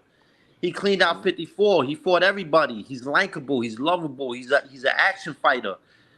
But because of that, are we not taking into account all the distractions outside the ring? I know we don't talk about those things too much on the hardcore when you get in specifics, but it has to be factored. It's something I think it has to be factored in. And as far as Charlo goes, the outside distractions, saying he had trouble making weight, you made a great point of that. I got to see it, man. He got to show me. That's all I'm saying. He got to show me. Listen, I think Tim Tszyu washes him right now, and Bud. I'm not going to continuously shit on dudes who just run into the baddest dude that they've been challenged with, because there's levels of greatness. Everybody ain't gonna be Michael Jordan, and everybody ain't gonna be Ali. then that's just the harsh reality of it. But if they could give me good fights in between, if Errol feels as though he still want to continue and he's okay physically to continue, who am I to tell him that you Oh, I ain't can't do saying you what you shouldn't fight. I'm No, just no, I'm saying just saying no, I'm I, just I saying in gotta see what general. they got. In general. But the storyline and the timeline, those names that I named add up. I'm not saying that you throw them to the young kids and let them like let the young feed on the old men, but you know, if they feel as though they still got it and they just ran into whether it be Bud or Canelo, and those were two anomalies or whatever the fuck the word is, Mm-hmm. and they couldn't handle those guys. Sometimes you just met your match, but the storyline don't got to be over. Especially if the dude Errol physically can compete and he go out there and he gets it. All right, let's say you give him an opportunity, right? Say, all right, I Fedora. still got it. Whoever, and he still looks like what Errol looked like prior to Bud. That meant just Bud was just him. He was that guy, and that's just that. Mm-hmm. Because he had all the same little issues that he had before, reaching and all of this other stuff, but Exactly. he just had enough, and he was just a little bit better than everybody else he was in there with. But it was just one guy that exploited him to the max, and that just could be he was that much better. All right. The name of that disease is rhamomyolysis. What That's disease is that? that's the disease that Virgil Ortiz has. That he was having problems where he kept fainting the week of the weigh-ins and stuff. Is where your muscles have tears in it and releases protein into your system and messes you up bad. Is It's they call it rhabdo. yeah, Rhabdo. There you go, Remo. yeah, See? That's why yeah. that's why I mess with dudes that know how to read, man. I need y'all, man. No, my wife a nurse, so she be saying a lot of stuff. I just pick up on it. But I actually know somebody that has that. Mm. It's just it can be regulated. It's just not with the weight cut. Right. It's just an overproduction of protein in the body itself, not just tears, but Mm. the weight might carry with it and all of that. But it's called rhabdo. Mm.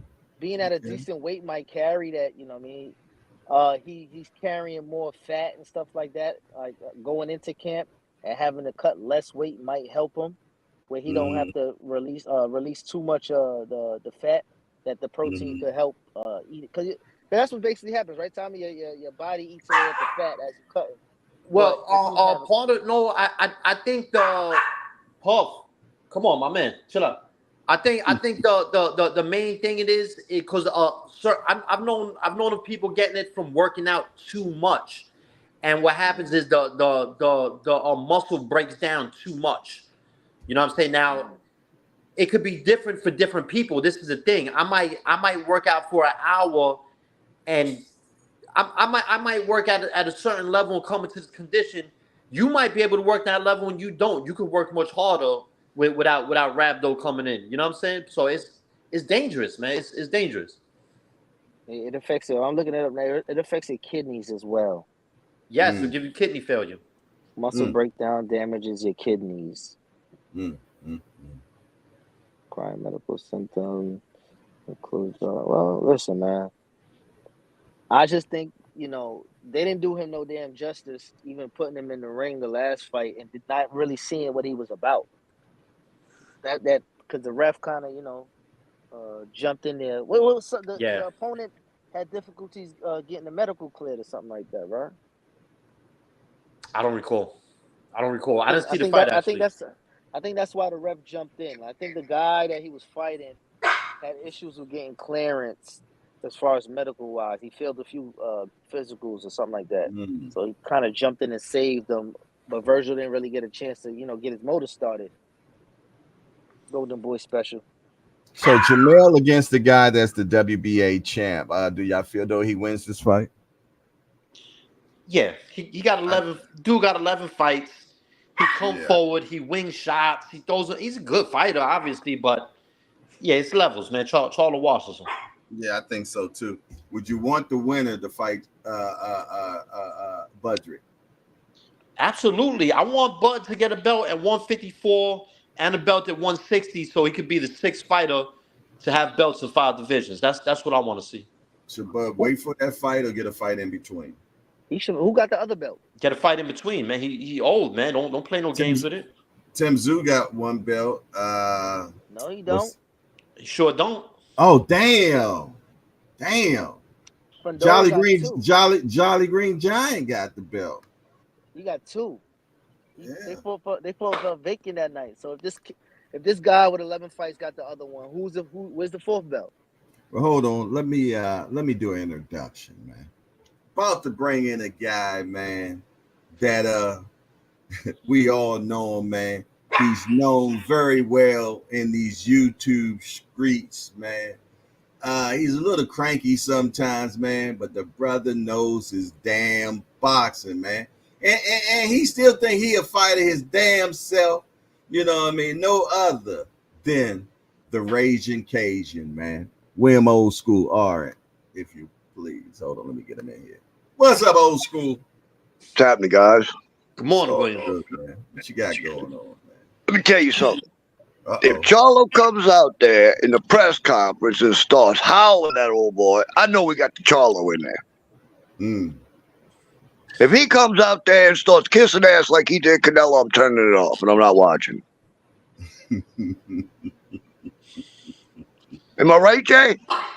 Oh, yeah. I want to see the old Jermell, you know, but he got to have some type of hostility, man. That's what I need. Yeah, there was no hostility with Canelo. Damn, I thought he was going to go over there and shine his shoes. He did? Fuck. He didn't? I think I was more excited about Jermell fighting Canelo than Jermell was about it. I swore he was going to beat Canelo, man. I swore he could do it, man. No, I didn't think that. I didn't think he could. I didn't think I'll be honest. Look, we seen Jermell. He's got knockout power, but he was knocking out guys his size. Canelo has an iron freaking chin. I knew when he started punching on Canelo and couldn't hurt him, I was like, oh, he's in trouble. And then Canelo hurt him, and from that point on, he just wanted to finish the fight. From that point on, he didn't want to engage really. He didn't want to get knocked out. I kind of don't blame him. It is what it is. I don't think he's going to do that with guys his size. At least I hope not. I hope he's going to come in as the old Jermell, disrespect the crap out of his opponent, get in their face. That's what I need to see from him. If I don't see that from him, I know we screwed. Yeah, that's a hell of a measuring stick, but I think you're absolutely right, William. Because on his winning streak, we see nothing but rowdy. You know what I'm saying? Tommy, I think the problem we're gonna have with him with Bud getting that fight with him is PBC. I think PBC's got a grudge against him from the way he treated Errol in the negotiations. And I think PBC's going to punish him for it. I think that's why this fight's happening, to be honest. Yeah, I can see that. Yeah, I'm not confident Bud gets a fight with Charlo if Charlo wins the belt. I'm not confident. Maybe it would. I don't know. He would have to. I think Charlo would have to win in really spectacular fashion against a good opponent like Errol Spence, a Tim Tszyu, someone like that to create enough buzz to actually make people want to see a Bud fight, to make the PBC move on that. Otherwise, yeah, I don't see it happening. Yeah, I think Bud's gonna have to wait till after the rematch between Tszyu and Fundora to get his fight. At least that's the way I see it, anyway. Yeah, man. I hope not, but yeah, I think you're right, man. Well, maybe this Saudi influence could make something happen differently. Yeah, well, I thought he was gonna get this fight until Charlo came out of retirement or whatever the hell he was doing. But this looks like, and I'll be honest, this looks like PBC blocking him. And if PBC is going to block him, he's not going to let the PBC is not going to let the fight happen with Saudi either. Yeah. They love in-house, man. They Yeah, love and that in-house they work. got that big platform, man. They're not going to want to share. They don't want to share. Maybe Get this, Jay. Mhm. Get this, Jay. I'm talking to two of my son's friends yesterday, Mm-hmm. and I know both of them follow Ryan Garcia on whatever it is, Twitter, whatever the hell he's on. Mm-hmm. And I asked both of them. I said, "Y'all gonna buy that fight this weekend?" They said, "No." I said, "Why not?" They said, "Well, we listened to you and started listening to people on YouTube, and why would I buy a fight when my guy has no chance of winning?" Hmm. These Wow. people have been putting it in everybody's head, these little young people head that follow Ryan. They could have bought this fight. They're listening to these people on YouTube saying Ryan ain't got a prayer in hell. They're not going to buy the fight. And this Wow. is the problem that these YouTube channels have created that back Haney through thick and thin. So now they're stuck where Oscar's going to evidently have to come out of pocket to pay these guys because nobody is buying this fight. Yeah, man. It's sad, bro. Yeah. Question. I don't know if they know what they're doing. I got a question for y'all. If Haney wins this fight, right, which is likely, I believe. I don't know if you feel the same way as me. Let me know if y'all feel the same. I believe that his next opponent, there's going to be a big difference based upon how he wins, whether he win by decision or if he win by knockout. Because I think if he wins by knockout, it's just going to be such a buzz that there's going to be a lot more demand to see Haney after that. That's my Yeah. belief. I believe his next fight, if he was to win this fight, will be against Teofimo. Yeah, big Unification. money. Unification. Who's going to pay for it? I don't know. That's the question. Who is going to pay for it? If they're going to see this fight with Ryan didn't sell worth the crap. They know Teofimo don't sell worth the crap. Who's going to pay the enormous amount of money both these guys are going to ask for? It could be a better press conference. Yeah, sure will. That's with Tio. Then again, Tio might come off on some Ryan Garcia stuff. You never know what we getting with Tio no more. Mm-hmm. Yeah. It, Yeah. it's a shame too, man, because I remember early in the game with all these prospects, there was several coaches and several fighters, like when Tio, Shakur, all these dudes are coming up. There were several people who felt like Tio was the best boxer, or at least made that argument. You know what I'm saying? And he came to the pros, fell in love with his power, lost his mind. I don't know what happened to the kid, man. I thought he was gonna be like the next Roy Jones or some shit, but Tio um, lost confidence in himself, bro. He lost it in that Kambosos fight. He thought he was going to go in there and blow through Kambosos, and he yeah, didn't train for Kambosos, evidently, because you could see it in the fight. And then when he got in there, he got his ass handed to him, and he didn't know how to react. And ever since then, Tio has had a confidence problem. I believe I that agree. I believe Tio was hurt. I'm really gonna accept that they said, because he even had a doctor come out and say that he had, if I'm not sure, fluid around his heart, and and he was barely breathing well. The doctor said he don't even know how he finished that fight. He said, and I truly believe that something was wrong with him physically that night. You did. I'm gonna tell you, I was definitely a T.O. guy, man, because the Fortnite T.O., the flipping in the ring T.O. I mean, the T.O. the Fort Loma, man. That's what I'm talking about. That's the guy, the Fortnite T.O., man. That was the guy, man. And then he just went through that mental midget syndrome for a minute, man. And I don't know if he got the shit back in the horse or not yet. You know what I'm saying? But speaking about mental midgets, man, Ryan, right? Do you think Oh, did you think that he accomplished what he wanted to do? Because you know how, as we've No. grown up, we've always been scared. Hold on, let me finish this one out.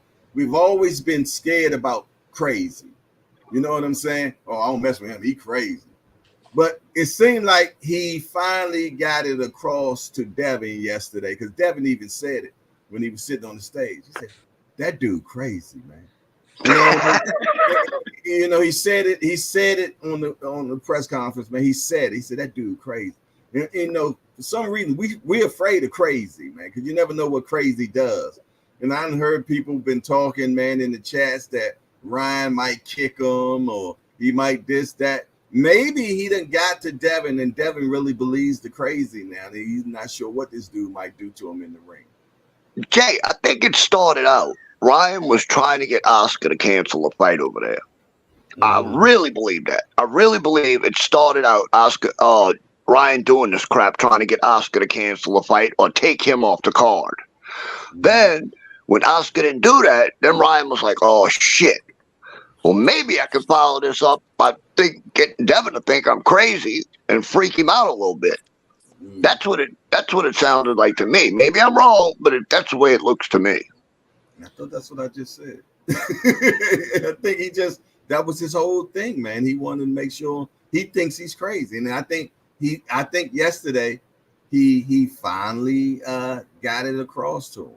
Because Devin like, that dude crazy, man.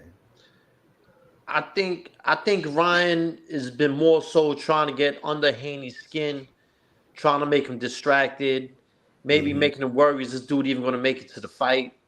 You know, I don't think Dev is worried about Ryan being crazy. I think when it comes to a professional fighter, crazy is weakness. To a civilian, crazy dangerous, but in a ring of professional fighters, I think crazy is a weakness. But I think Ryan succeeded in getting under Devin's skin. That he did, because Devin been looking like just pissed off, frustrated. He definitely got under the skin. Good point. I don't think so. What you think, Remo?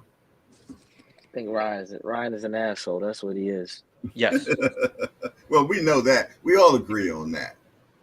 Regardless of if he wanted to portray the Joker antics, the Joker, all the antics came together as a movie. Money was invested. I didn't learn anything new by watching all 3 press conferences. Nothing. Nothing. They didn't even make it digestible. Did it make you want to watch the fight? It made me want to turn it off. And I like honestly, I would never support anything Ryan Garcia. Because one, from the business hat, you wasted my money in putting on these press conferences. You wasted everybody's money who traveled up to Jay. Imagine if you went to New York City to the press release and you couldn't even get a question off because he did what he did. Yeah, I'd be pissed if I spent my hard-earned money and came up here. Yeah. At no point in time did any media in any press conference get a chance to have a conversation of the fight. It was just antics, and like, all right, we get it. You ain't scared of him. You tripping out. You just God, all of it. All right, cool. But it's millions of dollars invested on the back end as well. And I hope he realized the importance of what he's doing by sponsors pulling out, people not endorsing him anymore. That's where reality checks in. Like they said, he lost 100,000 subscribers. Jay, you talking subscribers? I don't care about that. I'm talking about the things that bring in the money. The subscribers do bring in the money. Yeah. Nah, he already know. I'm saying, all right. Let's take it for instance, right? Kyrie said they felt though he was saying anti-Semitic or whatever, right? Nike pulled away from him. This person pulled. Ryan needs that taste of reality to let him know, all right, you know what? Trolling as a kid is not getting me it's not getting me in the right direction. That's what he needs. That's just a touch of reality. And I get it. What I'm saying is, corporations don't want to stand next to you no more. That's where you really feel it. Not follow. Okay, but hold on. Let me interject a little bit for you. Shoot. All right. Those major companies put their money invested in you for the simple fact to get the payback. Okay, I like Ryan, and since I like Ryan and Nike, he's supported by Nike. I'm going to buy these Nikes because Ryan wears these Nikes. Okay, but that's 100,000 people that are not going to buy that Nike now. That's why it's all this is done for the subscriber, the follower. You know, that's what it's all about. It always goes back Jay. to us. Okay, tell Jay, me why not. Jay, no. My following allows me to get the contract. It allows me to get the sponsorship, right? That's from my likeness alone. That's why they even look my way. If the contract is signed for 5-6 years, once you do something out of behavior that's not in line with the contracted sponsor, company, they can breach your contract. Right. That's where he'll feel it. Where he was guaranteed 20 million, and you did something out of character, and now we're no longer guaranteeing that. That's what he needs to feel. So that's what he did number of your Forbes number, whatever the case might be. Now it's going to take hit because you're no longer aligned with that company. And these big corporations, if Nike got rid of you, you think Adidas going to pick you up? Absolutely not. Okay, you see what happened to Pac-Man Pacquiao? Yeah, but Nike gets rid of you because the sales are going down. They're like, oh, wait a minute, you're not even selling no more. Why should I reestablish your contract? It don't gotta be about sales, Jay. It don't gotta be Why about you sales. think this is what it's all about? Nike invested that money to get it back from the customers. But you talking about what got them to the table. I'm talking about what gets them off the table. And why they talking about what keeps them paying, getting paid. You still got to get paid. You think they invested that money to it ends right there? How they get that money back? It's not a front. It's not a how front. They get the money back? How they get the money back? I'm giving you the contracts are not upfront money. You don't get paid all that in one shot. Right. It does not I go agree. like that. I agree. Like what's the name is from Brooklyn, right? Like Sebastian Telfair is from Brooklyn, right? He had a lifetime deal. It was supposed to be like a lifetime deal with Adidas. He got caught with a gun on the team bus and marijuana charge, and they removed that contract. What he was making and helping them make off his likeness, added no more because his name in the public was no longer the same. In the public, now they're not standing. They're not sitting next to you anymore. Ryan getting antics and all of this going on with him right now. The following means nothing already if he's already contracted. That means nothing. You already gave me the bread. Now, when Ryan is going to be affected is when those contracted dealers goes, you know what? We're no longer standing by you and we're ripping up the contract. Now there's no money coming. I'm not standing next to you. Well, you just said that the money, you don't get all the money up front. So it does make a difference. I mean, it all goes back to the patronage, the person that is buying. They're giving you this money because they feel though they're going to get this money back because of me buying Nike because Ryan wears Nike. If Ryan is not selling to me no more, is not appealing to me no more, and I'm not buying no more, why would they keep the contract with me? You're not doing what you're supposed to. You're in breach of your contract at this point because you're supposed to keep this squeaky clean persona. The only reason they get rid of you because you're not looking squeaky clean to me. I don't think you're squeaky clean no more. I don't like what you stand for anymore. So now I'm not going to pay Gatorade anymore because you all represent him. Well, that's what he's gonna learn, and that's how he gotta learn. Yeah, we're both saying the same thing. Nothing that he's doing right now. Yeah, nothing that he's doing right now screams professional to me. At all. Nothing. At all. Don't make me want. That does not make me want to go get Gatorade or buy a Lincoln because they represent him. Ryan needs to get a shirt contract. So I'm tired of seeing this dude without no shirt, bro. I ain't see this dude with a shirt on in about 4 months. It's kind of weird to me, man. Because he feels he's a baddie. He's a baddie. He's feeling himself. A little too much. He's a baddie. Tell you, man, them dudes with soft hair. Soft hair. Not the soft hair. Why I gotta be about the hair, Remo? I knew it. You know what I mean? The cats with the ability with comb overs, you gotta watch them, man. The Jergens crew. Put the lotion in the hair mint. The man put shit lotion in his hair. Something really off with him. Oh my goodness! I don't like.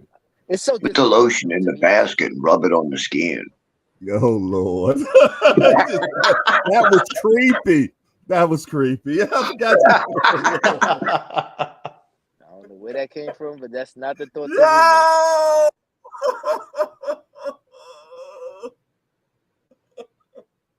Did he not just take us to Silence of the Lamb?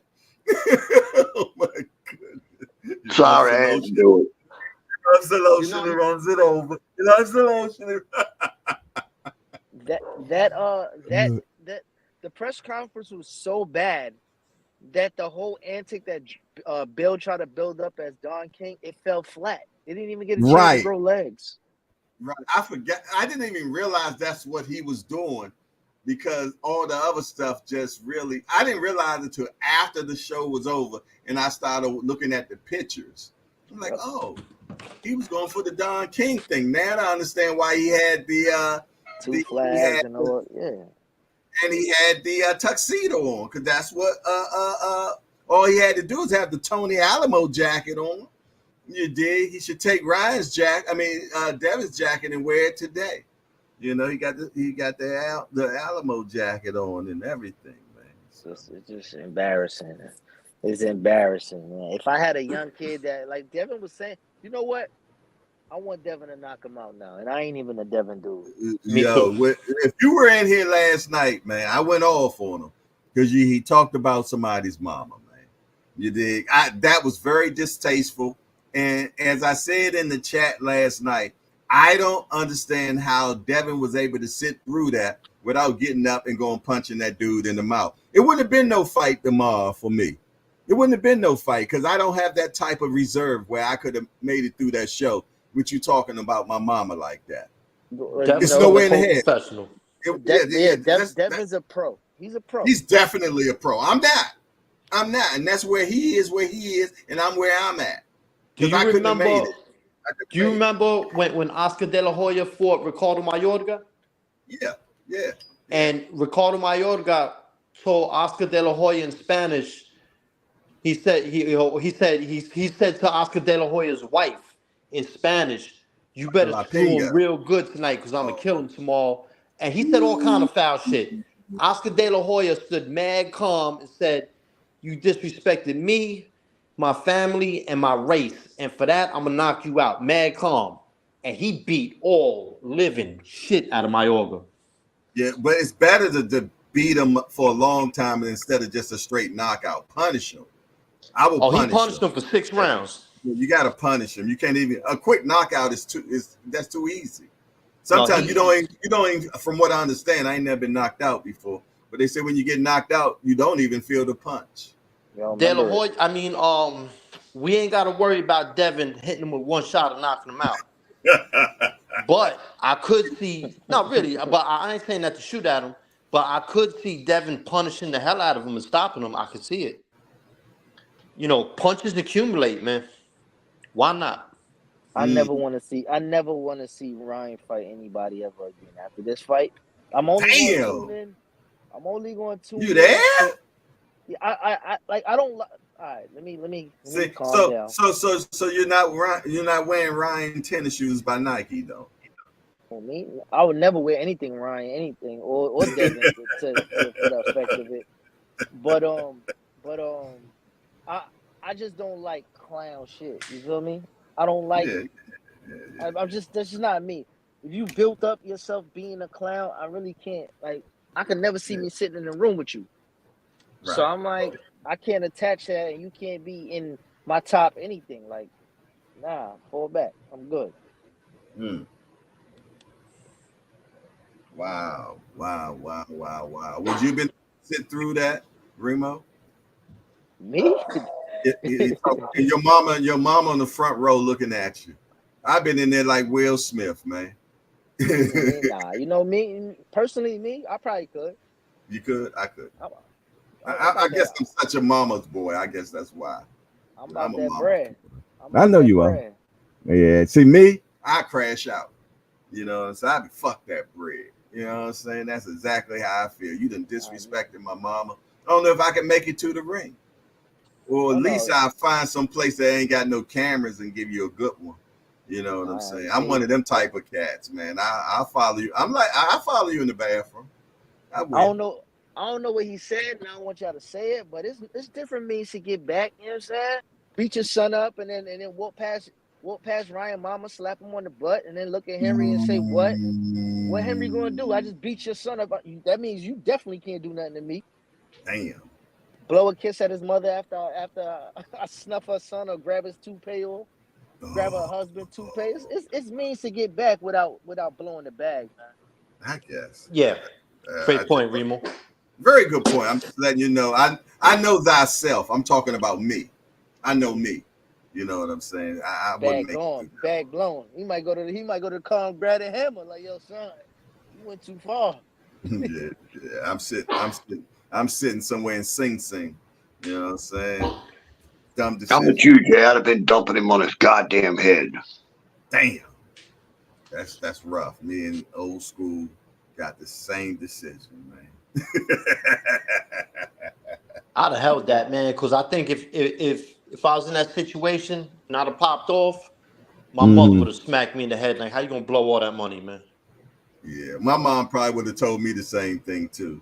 She probably would have told me the same thing. But my mom would have definitely told me to get him later though. The fight wouldn't have been it. The fight couldn't have been it. I ain't touching no gloves before or after. None of that. Like, yo, you dead to me. But you know what I mean? You know when everybody give the pleasantry, the hugs and all of that? No, we ain't doing that. I'm gonna hug your mom though. From the back. No, from the front. My hands gonna go to the back. We gonna get crazy. That wrong, Jay. And you know I'm telling my personal photographer to take mad pictures. Doing the Jada Smith on what's the kid the other day? That was horrible, man. That was horrible, man. Jada Smith and the dude that got Diddy eyes, man. No, not August. Beaver, Justin Bieber. You ain't see the video? Oh no, I ain't see that. No, they was at Coachella. Oh yeah, I did see you. Oh, you talking about Will Smith's son? Jaden. Yeah. Which son is that? The funny bunny or the regular one? Yeah, that's a little moist one. Not moist. Oh my goodness, that's what y'all call him now, moist. Oh my goodness, man! That man came hug that man from the back and grind on him. He funky rolled him, man. But he gave him like they pet kiss each other too. I don't know what was going on. He funky rolled them, man. I'm like, whoa, and it wasn't no shame in it. Yeah, I ain't jacking them young boys. I ain't. It's called pride now. They call it pride now. Ain't no shame in that no more. Oh, that's why it's called pride. Oh, okay. Makes sense. You know. Man. Jess Hilarious said something on the Breakfast Club about it. I love watching her. She's funny as shit to me. I don't think she's funny in person. Comedian. She's hood as hell. Yeah. She from Philly? Nah, she's from Baltimore. Nah, she bred. Baltimore. No, she's Baltimore bred. Trust and believe. I know. She's Baltimore. Be more bred all the way, bro. Yes, indeed. Mama from B-more, daddy from B-more. Her son plays football here in B-more. She's all B-more, man. Yes, indeed. Definitely B-more. I gotta Frederick go to Slaughter. Frederick Slaughter. Where you been at, man? Been a minute. Say hardcore, what's up, my guy? What's up with you? BVO Boxing, what's up, my guy? Good to see you. Good to see you. Doc and Lovely says she's Baltimore. For sure. For sure. For sure. I got a question for y'all. Might have Let's an say, answer. let's say Ryan does get sparked out by Devin. What's realistically left for Devin, man? Because yesterday he looked crazy. You mean if Devin stop him? Health-wise, yeah, but I mean health-wise, he don't look like he got much left in the division. You talking about what's fight next for him? Mario Barrios or Stanionis? That's 47. Oh yeah. Have you not seen how sunken in Devin look? He might have one more fight at 40. I don't see him staying there much. If he stay at 40, I'm rolling with Jay Teofimo. But I want to see him move up.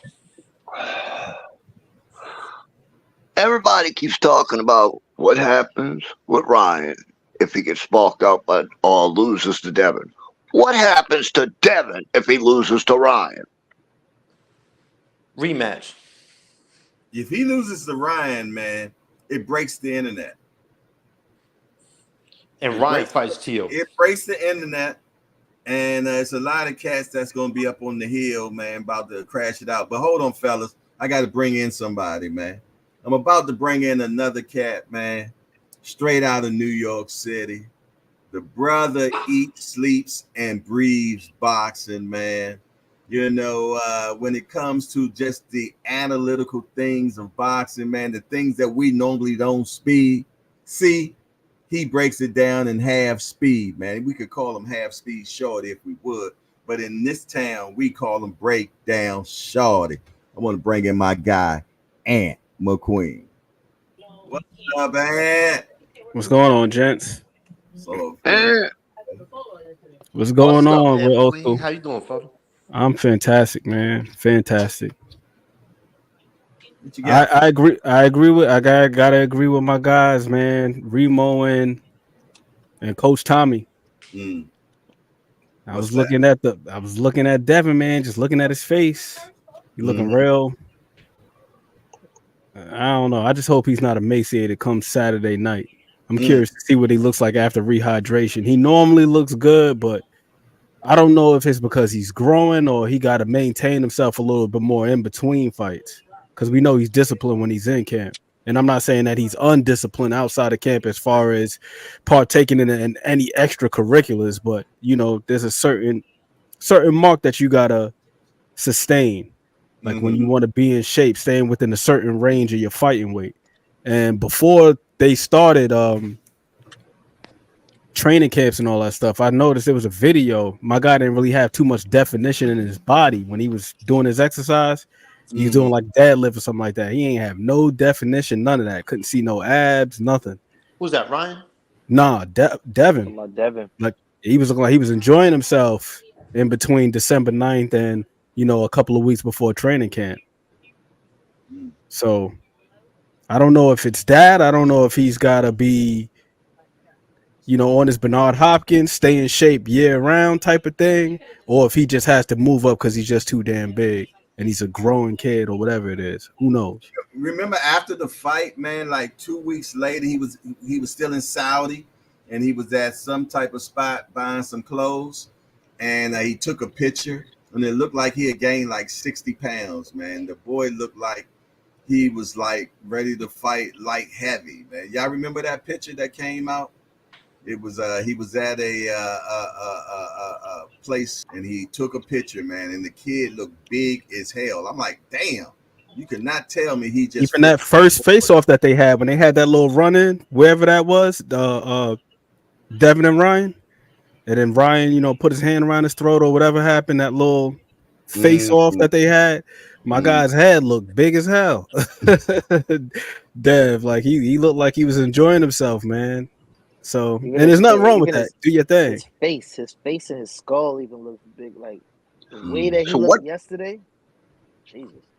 Yo, he was so stoic yesterday, man. He was so stoic yesterday, though. Like, well, he was hangry, man. That man was he looked straight hangry, bro. Like he just mad, like he dying to get something to eat. He can't wait till the shit over. like he wanted a sandwich. I mean, come on, look at him, fellas. Look at him. Look at him, man. It's like, man, he was like, get this shit over with, man. I really need it. And then hold on. Look at it, man. He's like, man, get this over with, man.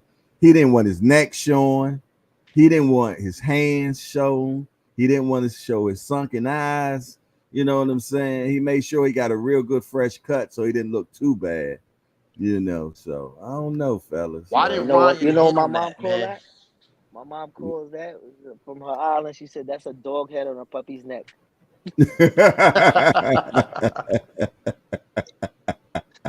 That kid is huge, man. He's what keeps Devin? Big dude. Naturally, What keeps Devin fighting at these low weight classes? Why don't he move up to where he can fight natural, where he ain't got to drop all his weight?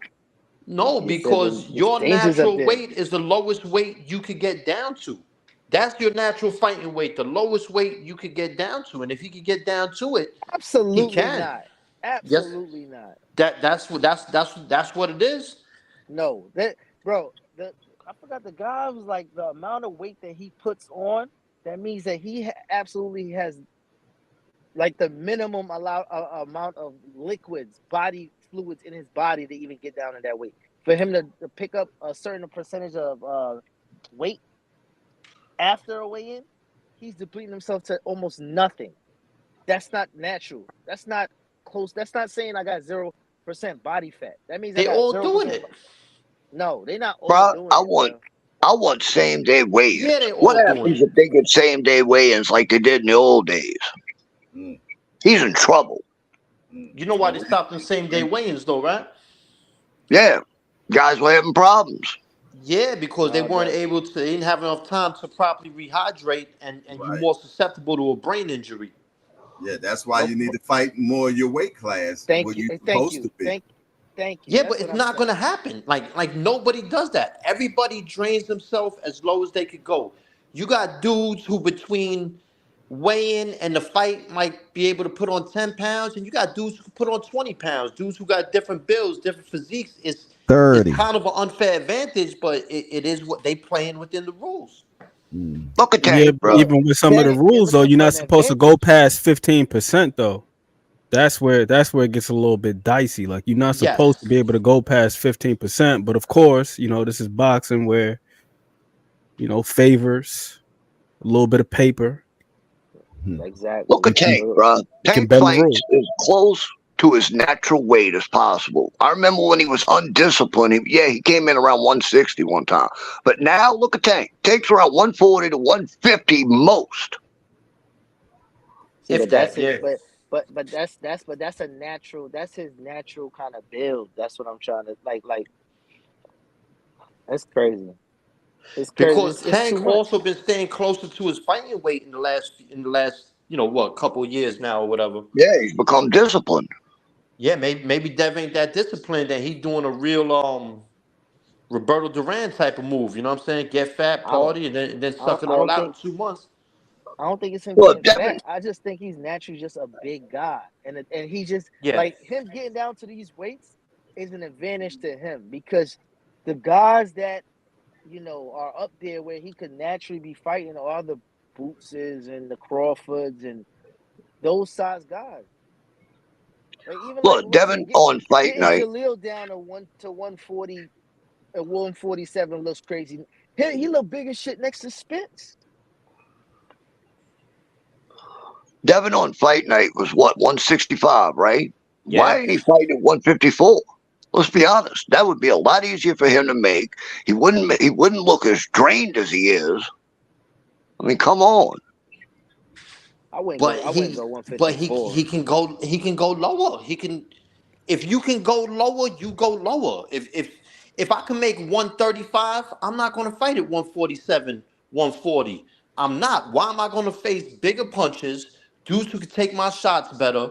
At 147, these dudes going to be coming in 165 and all that. No, I'm going to fight at the lowest weight that I possibly can get to, and I ain't mad at him for doing that. Tommy, that's cap, though. That's cap. Because the first time they lose to somebody, what they always say is the reason. I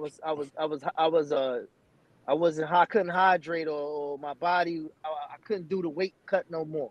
It's Yo, a big fine ass shouldn't line. be, Yeah. but you shouldn't be. But don't use that as the excuse. If you being a professional and that's what you can make because your body's allowing you to do that, guess what? That's you now. Don't blame it on the weight cut now. Oh Shakur yeah, lost yeah, his I agree belt. with that. Shakur lost his belt. He said, "I had nothing left. I had no more to give. I just couldn't do it." That's a difference. Said that's because of Ramadan. I'm Not not That's sure. Dev because What, ain't fasting. Dev said he's what not yeah, he's that's fasting. not what he's that's not not doing that's that. not that's what I get ready to say. Devin didn't do Ramadan, but I'm not sure what being in boxing news is saying. But he Hold said on, that's being because of Ramadan. But being we cut it out, cut it out. There's a difference between being a fan and being a groupie. There's differences. Come on oh now. my goodness. The dude came out himself and he Whoa, did not. whoa. Slow He down, did. Remo. I ain't Remo. noticed. I ain't noticed it was Friday night already. I thought it was I ain't Friday say morning. I ain't say nothing about the man mama, but it's different, bruh. Come on now. He did half Ramadan last year, and he didn't do any this year. And he said it. So to type that because of Ramadan is BS. That's false. He didn't do Ramadan this time though. He did. Or last time. He did half last time. No, I'm not sure. I know for sure he said that he didn't do Ramadan this time because he said God knows his heart and he knows that he needs to work and this, that, and the third. All righty.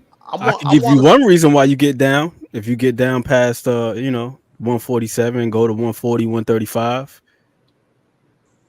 The money. Yeah. We've been saying the past couple of weeks about my guy Boots Ennis, right? Like, who was there at 147 for him to fight? Cody Crowley and this guy and that guy. Barrios. Being in Box News said he was talking about Tank. Tank did partake in Ramadan this year. But hold on, y'all. About to bring somebody in, man. I'm about to bring in a guy, man, that definitely needs no introduction, man. He runs one of the biggest podcasts on YouTube, and if not the biggest, man, the one podcast that a lot of people watch, man. So I want to bring in my little big homie, man, that's been doing a lot of stuff lately, man. Been doing his thing, and he just dropped off, so I can't bring him in. But I tell you what, I got two more other guys I need to bring in, man. I want to bring in another guy, man, that is always doing his thing. Hardest working man in America. Very smart, very intelligent, man. Y'all know who he is, man. My pharmaceutical brother, being in boxing news. Oh, Lord. Hold on. Not finished, y'all. I want to bring in another one of my little big homies, man. He doesn't come on a lot, man, but when he do, he is very, very long-winded, man. Yes, indeed, and he's definitely on the team and on the payroll of the Haneyites, man. I want to bring in my guy, B3Z. Hey, hold on. I ain't finished. One more. I was just telling y'all about him, man. Like I said, he mans one of the biggest platforms out here, man. He's the brains behind it. He makes it happen. It won't happen without him, man. My little big homie, he been working like hell. All you got to do is give him tell him about something and trust and believe, man. He gonna make it happen, man. So without any more, Mr. All Access International Senior Cobb, man. What's going on? I heard Good job. a deep breath. I knew he was coming on, so I came on right behind him. Yeah, I'm here. What's up, B3? Talk to me. I'm here. What's going on, everybody on the panel? What's happening? What's What up, up? thing? What it do, champ? I'm out, Jay. I got to go to work. All right, we see you. Appreciate you, Wim Old School. I'm in the building saying what's happening. Man, what's going on, man? Man, I can't call it just another day. Just thankful, man. Just thankful, man. Can't wait for tomorrow. See Ryan knock Devin out. You know what I mean? I might have to pull up on the big homie to see the girls today. It's 420. We buy. Okay. I can't even smoke right now. I'm pissed off. Yeah, Before 420? No, I'm not. Well, I might as well let the cat out the bag. I'm taking a break from smoking because I'm about to have a baby, and these medical bills cost a lot of money. Ooh. And I want to show. Congratulations. Thank you. Congratulations. Congratulations, man. That man 50 years old having a baby, man. 49, champ. Let me 49. Don't something. age me out yet. I don't mean to cut you off, Tampa Tommy, but if I was ready to have a baby, I'd be smoking some shit because I'd be whoop. No, these medical bills down here in Florida is something else. And also, my fiance, she's not drinking obviously for the pregnancy, so I want to be in solidarity with her and support her. You know. Oh, ain't that a good hubby? We Oh, both gonna do it sober. Yeah, you about to go through the DTs, bruh. I've been going through it. Oh my goodness, man. Wow. Being in boxing news. What's up, man? He might be counting pills right now. What's up? She gonna get one of the midnight cravings. He gonna be at the store chasing that craving. I'm like, man, damn, I need a blunt right now. when you gotta go find a certain jar of pickles at 3:00 in the morning, man. Yeah, you gonna need something. Yo, I found a day before yesterday. I found half a blunt in my little paraphernalia box. I threw that out. Flushed that. Wow. When did it come to your mind? Damn, I wish I didn't flush that. Oh, it was hurting me when I was doing it. Oh, okay. It was hard, man. I remember once, many a time, I did that. Somebody got a lot of background noise. Is that you singing? Yeah, I think that was. Okay. All right. Yeah. All right. Jay, now. the big homie. What up, man? What up? Hey, man, you already know what time it is, man. Just been working crazy. Thank God it's Friday. Yes, it is. It's Friday. Just thankful to be in the hangout, chop it up with the fam. Yes, I know I be MIA way too much, and I apologize. What kind of work you do? You built rocket ships or something, man? Because you a smart dude, bro. You a smart dude, man. Hey, listen. I'm smart, but in this world, man, it don't matter what you do. We on the hamster wheel. Unless you're a billionaire, unless you Mayweather, got people with private jets, man. We on that hamster wheel, just grinding, man. Yeah, man. Grinding. But now I don't build no rocket ships. I work at Geico right now. Yeah, I work for Geico. Okay, you over there with the gecko. Okay. Uh-huh. Yeah, right. I don't want to speak too much on it. But the fight tomorrow, I had a question for singing, but I lost it. But the fight tomorrow, I think Ryan, he really tried his best to get people to rally around the event. And he went, he pulled out all the stops. He pulled in all the groups that he needed to talk about, you know what I'm saying? And we'll see. We'll see. But it's kind of sad that these fights have to go on pay-per-view for, and these guys have to act a certain way just for us to tune in and, acknowledge the event. But that's boxing, When you're trying to compete with the face of boxing, you got to be on pay-per-view. Tank ain't had to do that, but I'll go back on mute. You already know what time it is with the Killer Gorilla, man. He don't even got to say too much. All he got to do is show up. I was thinking this morning, and they was like, people always kind of talk about comparing events and a thing like that and events or whatever. And I don't know if it was you saying or somebody else that said, man, it don't matter who, D probably said, he said, it don't matter who Tank fight, you know what I'm saying? It's going to do numbers. And that's just what it is. We want to see Tank in the ring. Right now, he is the face of boxing. And the reason why he's the face of boxing is because it don't matter who he fight. We want to see him fight because we know he's going to entertain. We know he's going to lay hands on somebody. He's going to hurt somebody. And that's just what it is. That's what we want to see. We want to see in a pugilistic sport. We want to see somebody get beat on. And I I ain't so sure it's gonna happen this weekend. I'm 50-50 on it. I ain't so sure. I don't know, man. Dev is a clean boxer. That's why I like him. I like clean boxing. But it's just, is he gonna beat on Ryan? And I think Ryan, see, he's the type. I don't know. He's not gonna dance around. So that leads me to believe it's gonna be an action-packed fight. Because I think Ryan is gonna press the issue, and then Dev will counter him and possibly hurt him. So right now, if I had to, I'm leaning towards the over 10.5. I on record I gotta go with Coach Cal. I'm going to over 10.5, probably the Dev by UD. No stoppage on the books for me, guys. Sorry, but I know y'all was ready for it, but nah. That's so safe. That was so safe. You know what I'm saying? It felt a little safe, man. It felt like I was walking with the crossing guard when I was putting that one out, man.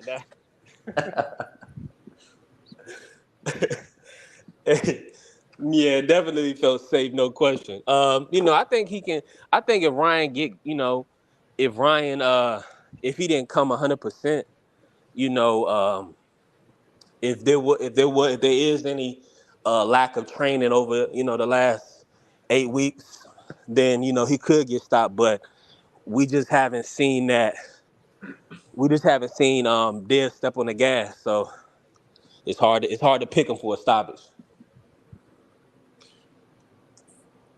We ain't never see well, I ain't gonna say never, but we don't really see how often Devin put his foot on the gas. But I think in this one, I don't know, man. I don't know. I feel like if Ryan lands some effective shots, Devin is gonna do what he does. He's gonna box.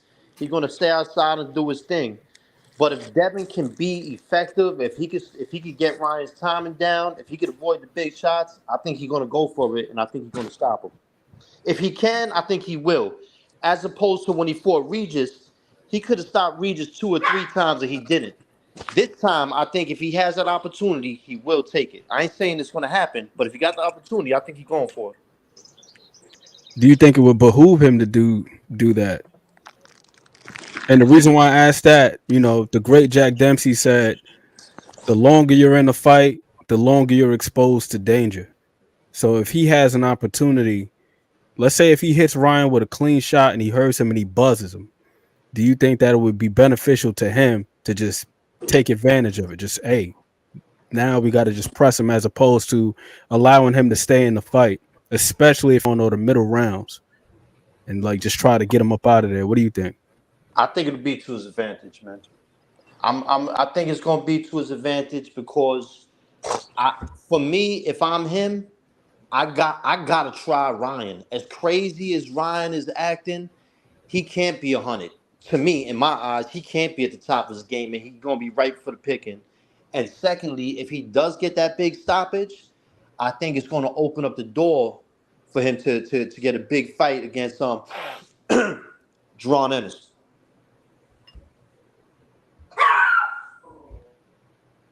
Hey, to answer that question, I go ahead. Who's that, Remo? Go ahead, fam.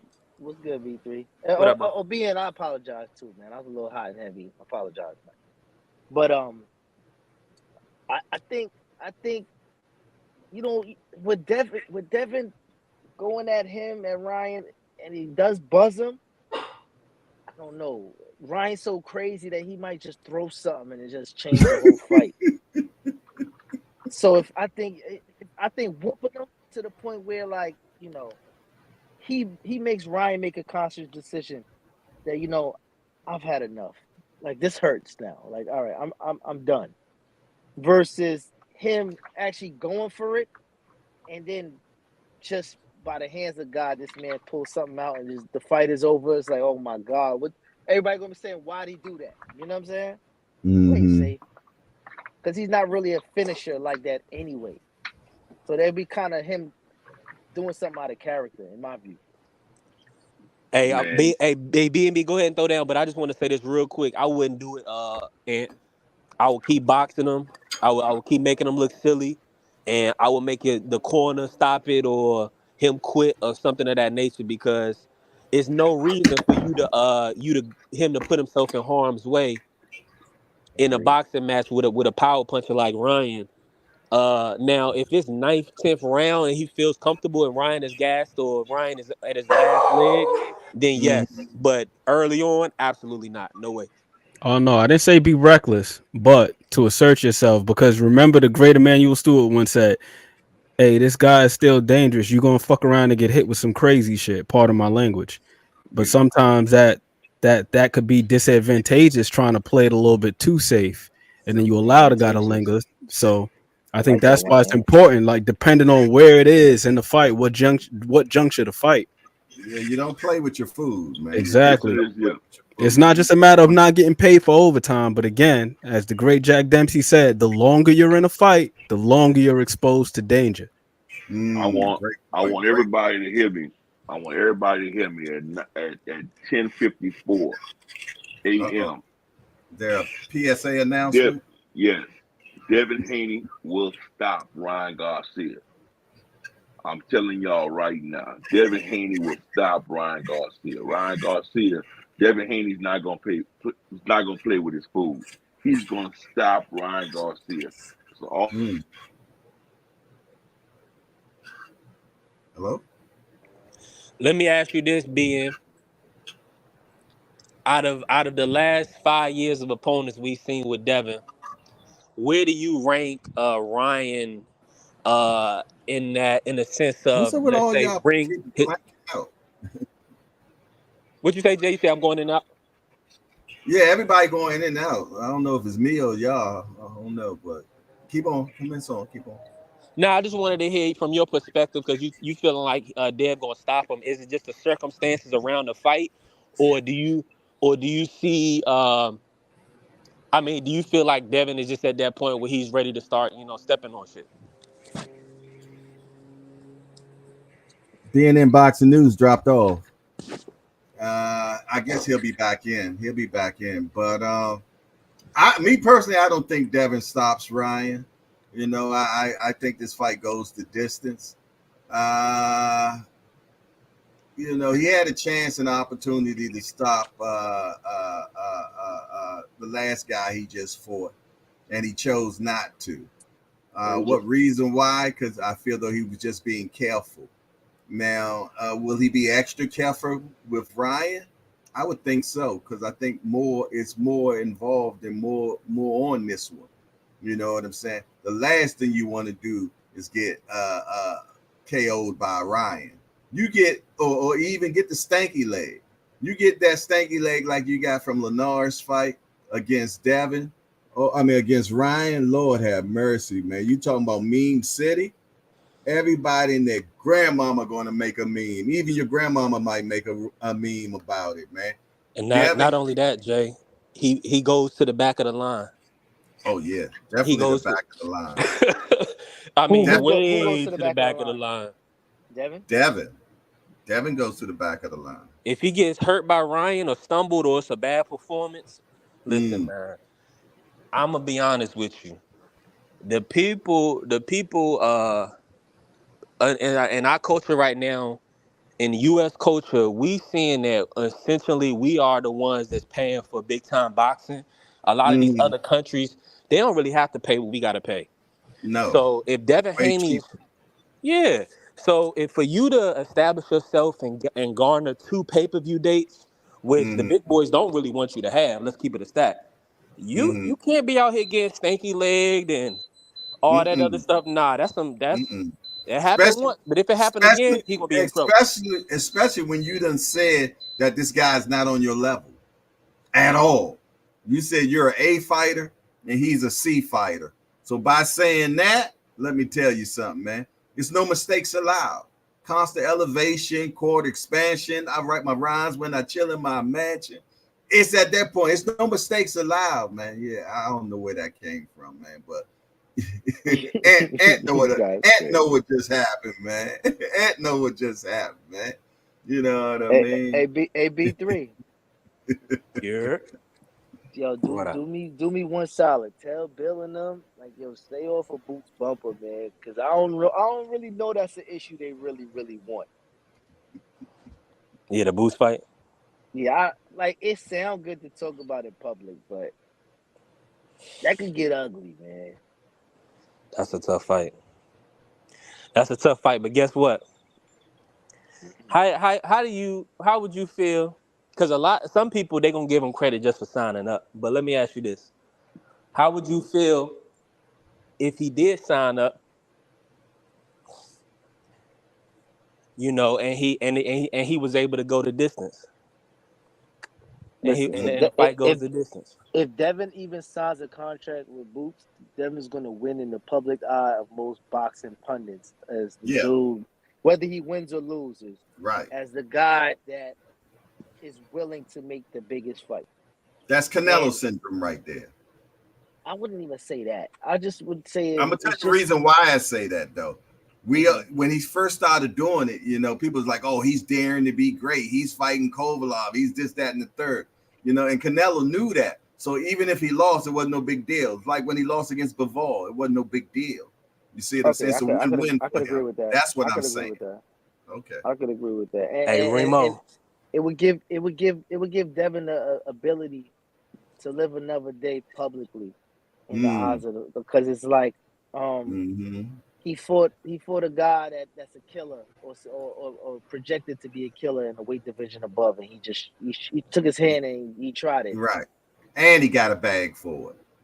Yeah. The name of the game is prize fighting, and I think even Crawford will potentially fight Boots. You know, he's at the back in a career. I don't think he wants to take an L. And Boots is definitely going to be a challenge for him because I think a lot of us, because of the Arrow fight, we have this notion that Crawford is just like almost invincible. But if he get in there with Boots, you know, it's going to be more of a 50-50 fight. It's going to be more of a chess match, and Boots a power puncher. With that being said, with Devin, a lot of people want Devin to move up and fight Boots. The money got to be there. I think as long as the money there, it'll happen. But at the end of the day, it ain't gonna look how people want it to look. I would predict it would look more like the Karen fight if I had to guesstimate. Because I don't think, I mean, if you don't have the punching power, I mean, it's a tall task for you. I mean, what can I say? Y'all know what Tom and Jerry syndrome. Yeah. I wouldn't advise that though. If I'm Devin's handler, I'm not advising that. First off, I'm probably take like if I can't get in there with a Barrios. Because now if I get a belt and I come to Boots, it makes more sense and dollars make more sense for unification.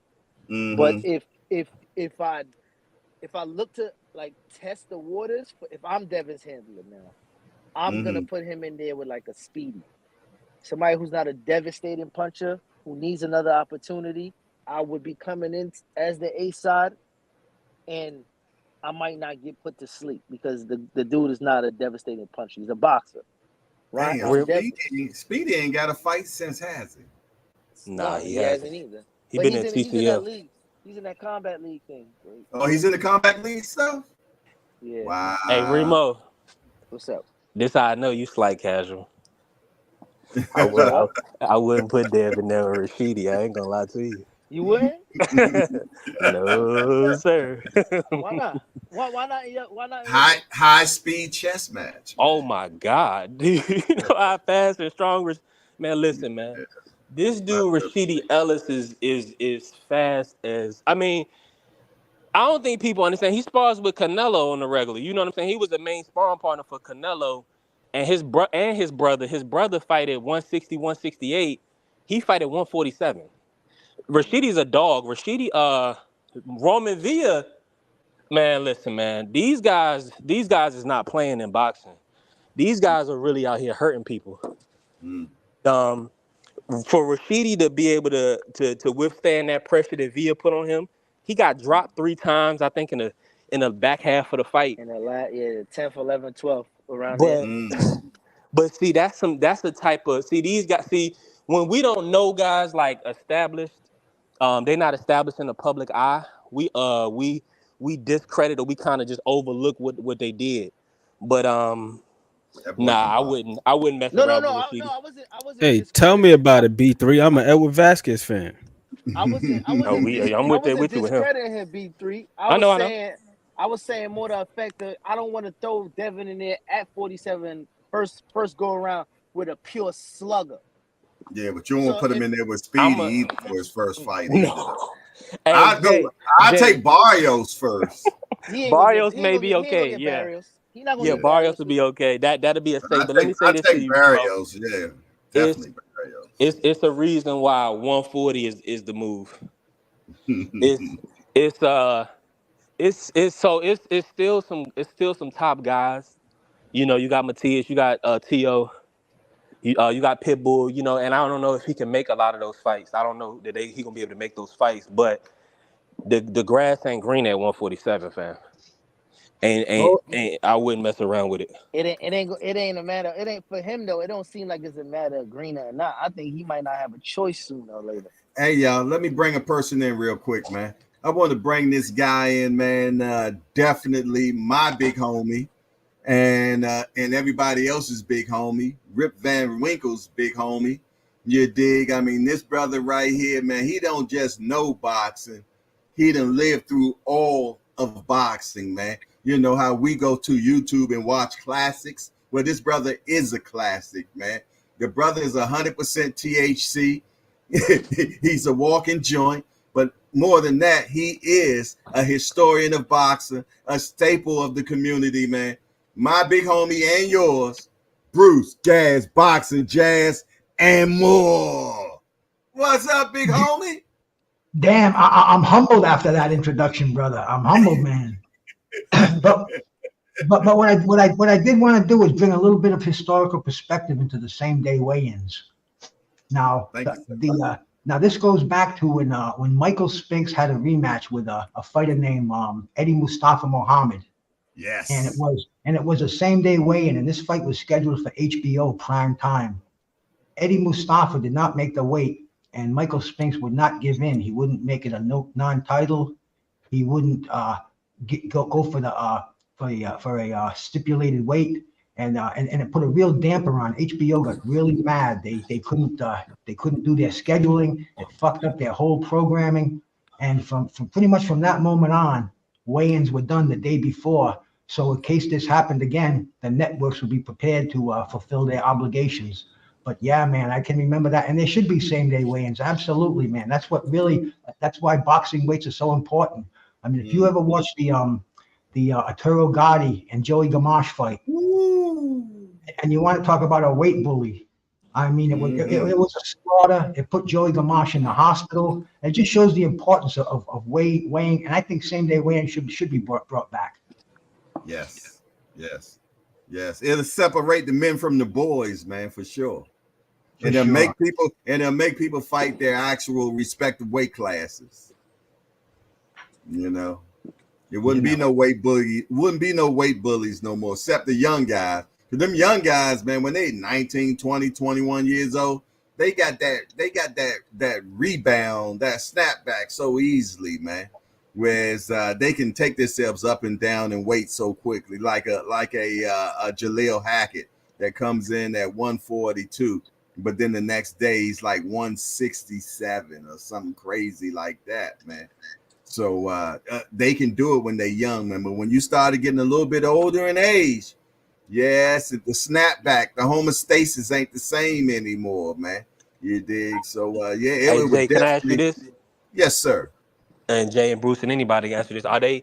Do you believe, because I know Devin was questioned before, do you believe they putting on that weight legally? And No. just in general, all these guys that are putting 20 pounds overnight, 25 pounds on the night, is it going? Do you feel like that's No, I don't. You know, I've been in the nutrition business for the last 30 years. You know, I've been a personal trainer. I've been a nutritional advisor. I've dieted competitive bodybuilders. I've dieted boxers, whatever it may be. But anyway, I found out that the older you get, the more your metabolism slows down, and it's just real important. And how these guys put on that weight, I have no idea. Putting on 20 pounds in 2 days, man. And like I said, I'm in the industry. I've seen people taking diuretics, taking GHB, all kind of different enhancers and all kind of different ways to lose weight. But man, I have no idea how you can put 20 pounds on in a day, man. It really that totally blows my mind. And it's not my boxing world anymore. I'm in a whole different planet. I'm seeing things that I never saw. Hey, I'm blown by how you can drain 20 pounds off, man. 20 pounds of water? We're 80%. Didn't they say our body's 80% water? And you can drop 20% of it? I'm amazed at it. I've always been amazed at it. Sorry about that, Bruce. No, bro. Go ahead, man. I'm just getting into the day today right now, man. I went for a nice long walk this morning. My Oli gave me some nice breakfast right now, and man, it's such a beautiful day, and just kind of thinking out what I got to do today before I can sit down and enjoy it. Yeah, well, that's what's up. You're just getting in the day. Yes, indeed. Hey, Bruce. I Go. just want to say happy holidays in case I don't speak to you tomorrow, because I know you're gonna get crazy with it on 420. I've been getting crazy with it, man. You know, I've been doing these dabs lately. I get them online, and it's like it's this beautiful mixture. In fact, I have to share this with you cats, man. See, this is it's 420 every day for Bruce, y'all. This is like diamonds and butter. It's like a cup. They put two in one packet, and it's in one little glass container. And I broke the tool, the dabbing tool. You know, you gotta heat it up and dab it. And I broke it yesterday, and I must have went to 5 or 6 different alternative stores and head shops and CBD stores. Nobody had a clue what I was looking for. Finally, I went to this one cat, and this guy, and the other places I went to, they said, go to this place. It's called Leviathan Glass Gallery. And I went in there, and it's like this dude is all by himself in this place. It's way down in the basement, and everything was under lock and key. He had glass all around the place, and all the bongs and all his dab stuff.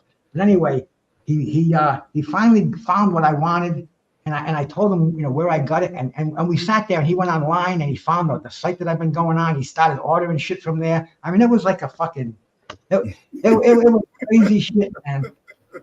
But you know, the fight we're having tomorrow on 420, that undercard is so much garbage. I cannot believe that that's a pay-per-view. Where this card on June 11th, on June 1st rather, I can tell you every fighter that's on that card. Every fight is a main event, and it's just like it's a holiday that's happening. And on 420, they got to give us garbage like this. I mean, the main event I want to see Devin and Ryan. But the undercard, man, I got to scratch my head, and I got to go look in Box Rec to even see who these guys are. Damn. Wow. Wim Old School. I mean, not Wim Old School. Bruce Gas. Bruce Gas, who you got for tomorrow as the win? Oh, I think Devin's going to have an easy decision. I think he's going to use his head like he did with Regis Prograis. Maybe he'll knock Ryan down, but see, Devin doesn't have that killer instinct. He doesn't have that follow-up where he wants to take somebody out like a Ray Leonard or a King Turns did when he hurt you. So I think it's going to be a relatively easy win for Devin Haney. Okay. See, the interesting thing is, though, Ryan's mental state. We don't know what's going to happen because, man, you know, I don't know if he's playing us or real. It's just another aspect of boxing, which, like I said, Jay and guys, I never saw this stuff before. You know, I've seen. I was about to ask you, did you watch the press conference yesterday? I caught parts of it. I was up and down, but I caught parts of it. When you walked away, what was the thought? The thought was, is Ryan in his right mind, or is he playing us, or is he really this disturbed? Because, I mean, he didn't even want to take the pictures at the end. He didn't want to do the pose down. I mean, you know, Devin looked like H-Rap Brown up there with them shades on and that he had. And Ryan, he looked like he was lost up there. I was looking at Derek James just kind of wide-eyed and not saying a word. I mean, it's nuts, Jay. But, man, I'll tell you, I'm glad I'm alive and a boxing fan because I can't wait till 8 o'clock tomorrow evening, brother. I can't wait tomorrow either, man. At 8 o'clock, man, I'm going to be so excited for that fight, man. Goodness gracious, man. I just want to see. I just want to see it, man. Even though I know what I think is going to happen, with Ryan, you still got the unexpected that could happen. You know what I mean? And that's what I like when you got a puncher fighting. When you got a puncher, man, anything is possible.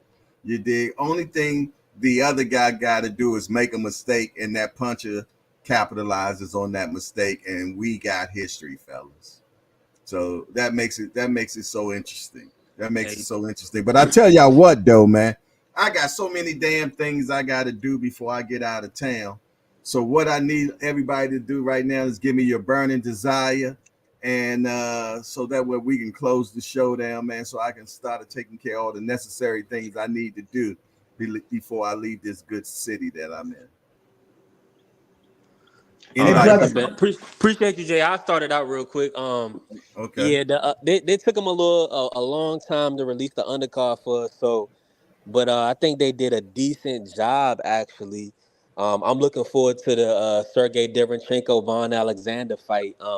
A lot of people think those are older guys, which they are, but I think they going 10 rounds, so that's gonna be a decent scrap. And then also Nathaniel Gallimore, who was with Al and did a lot of Fox fights. He's fighting Charles Conwell, so that's gonna be a decent little scrap as well. So we're gonna have some good action tomorrow. Jay, I appreciate you letting me on, man. Oh, come on, man. You gotta open the invitation. You gotta open the invitation. What? Already. Hey, listen, I might be driving up the road today. See, and I'll be driving up the road, so I'm gonna be. Okay. You is. Okay, well, we're gonna I'm gonna do it another time then. Yeah. We definitely gotta hook up though. We gotta hook up for sure. I got you. All right, that's a bet. That's a lot. And Bruce, y'all be smooth. Jay, safe travels to you. So you going up to New York? No, I'm not going to New York. Okay. All right, well, enjoy your weekend, Jay, man, and everybody. Y'all enjoy the fight. Shout out to everybody in the chat. Salute. Bruce Gas, what you got for us before you roll, my guy? And before I roll, how appropriate a little departure words for me, bro, because I'm going to be rolling. But life is good, man. Living on the Bay, and God bless everybody, man. Stay off the hard shit, and one love boxing, man. Peace out. Oh, I seen that video you sent me. So you're not on vacation. That's just regular home for you, huh? That's my back door, brother. Oh, Jesus, you live so nicely. Oh, my goodness, brother. Yeah, I done just took it to another level. That's what I want, man. That's how I want to retire, just like that, man. Living off the water. That's how I want to live. It's a situation that I've been blessed to be put in, and the only way they're gonna get me out of here is feet first, brother. You know what I'm saying? I know that's right, man. You got a boat? Hell no. Okay. All my neighbors have boats, man. I go on so many boat rides I get seasick, but yeah, I know. Life is good, and I am blessed, man. Having friends like yourself, brother, nothing makes me happier, man. So peace out, my brother. I appreciate you, Bruce Gas, my big homie, y'all. All right, well, everybody in the chat, man, I want to appreciate everybody that came through, Lottie Dot, and everybody that came through for another hardcore party, man. You know how we gets down with the get down, and y'all know how we gonna get down tonight. It's the Friday night hangout tonight, man. Yes, indeed, a BYOB affair, BYOS affair, BYOW affair. Just bring whatever you do. You did. Other than that, man, it's your boy Jay Hardcore Boxing News, and I'm out of here. Man, how you turn this damn thing off?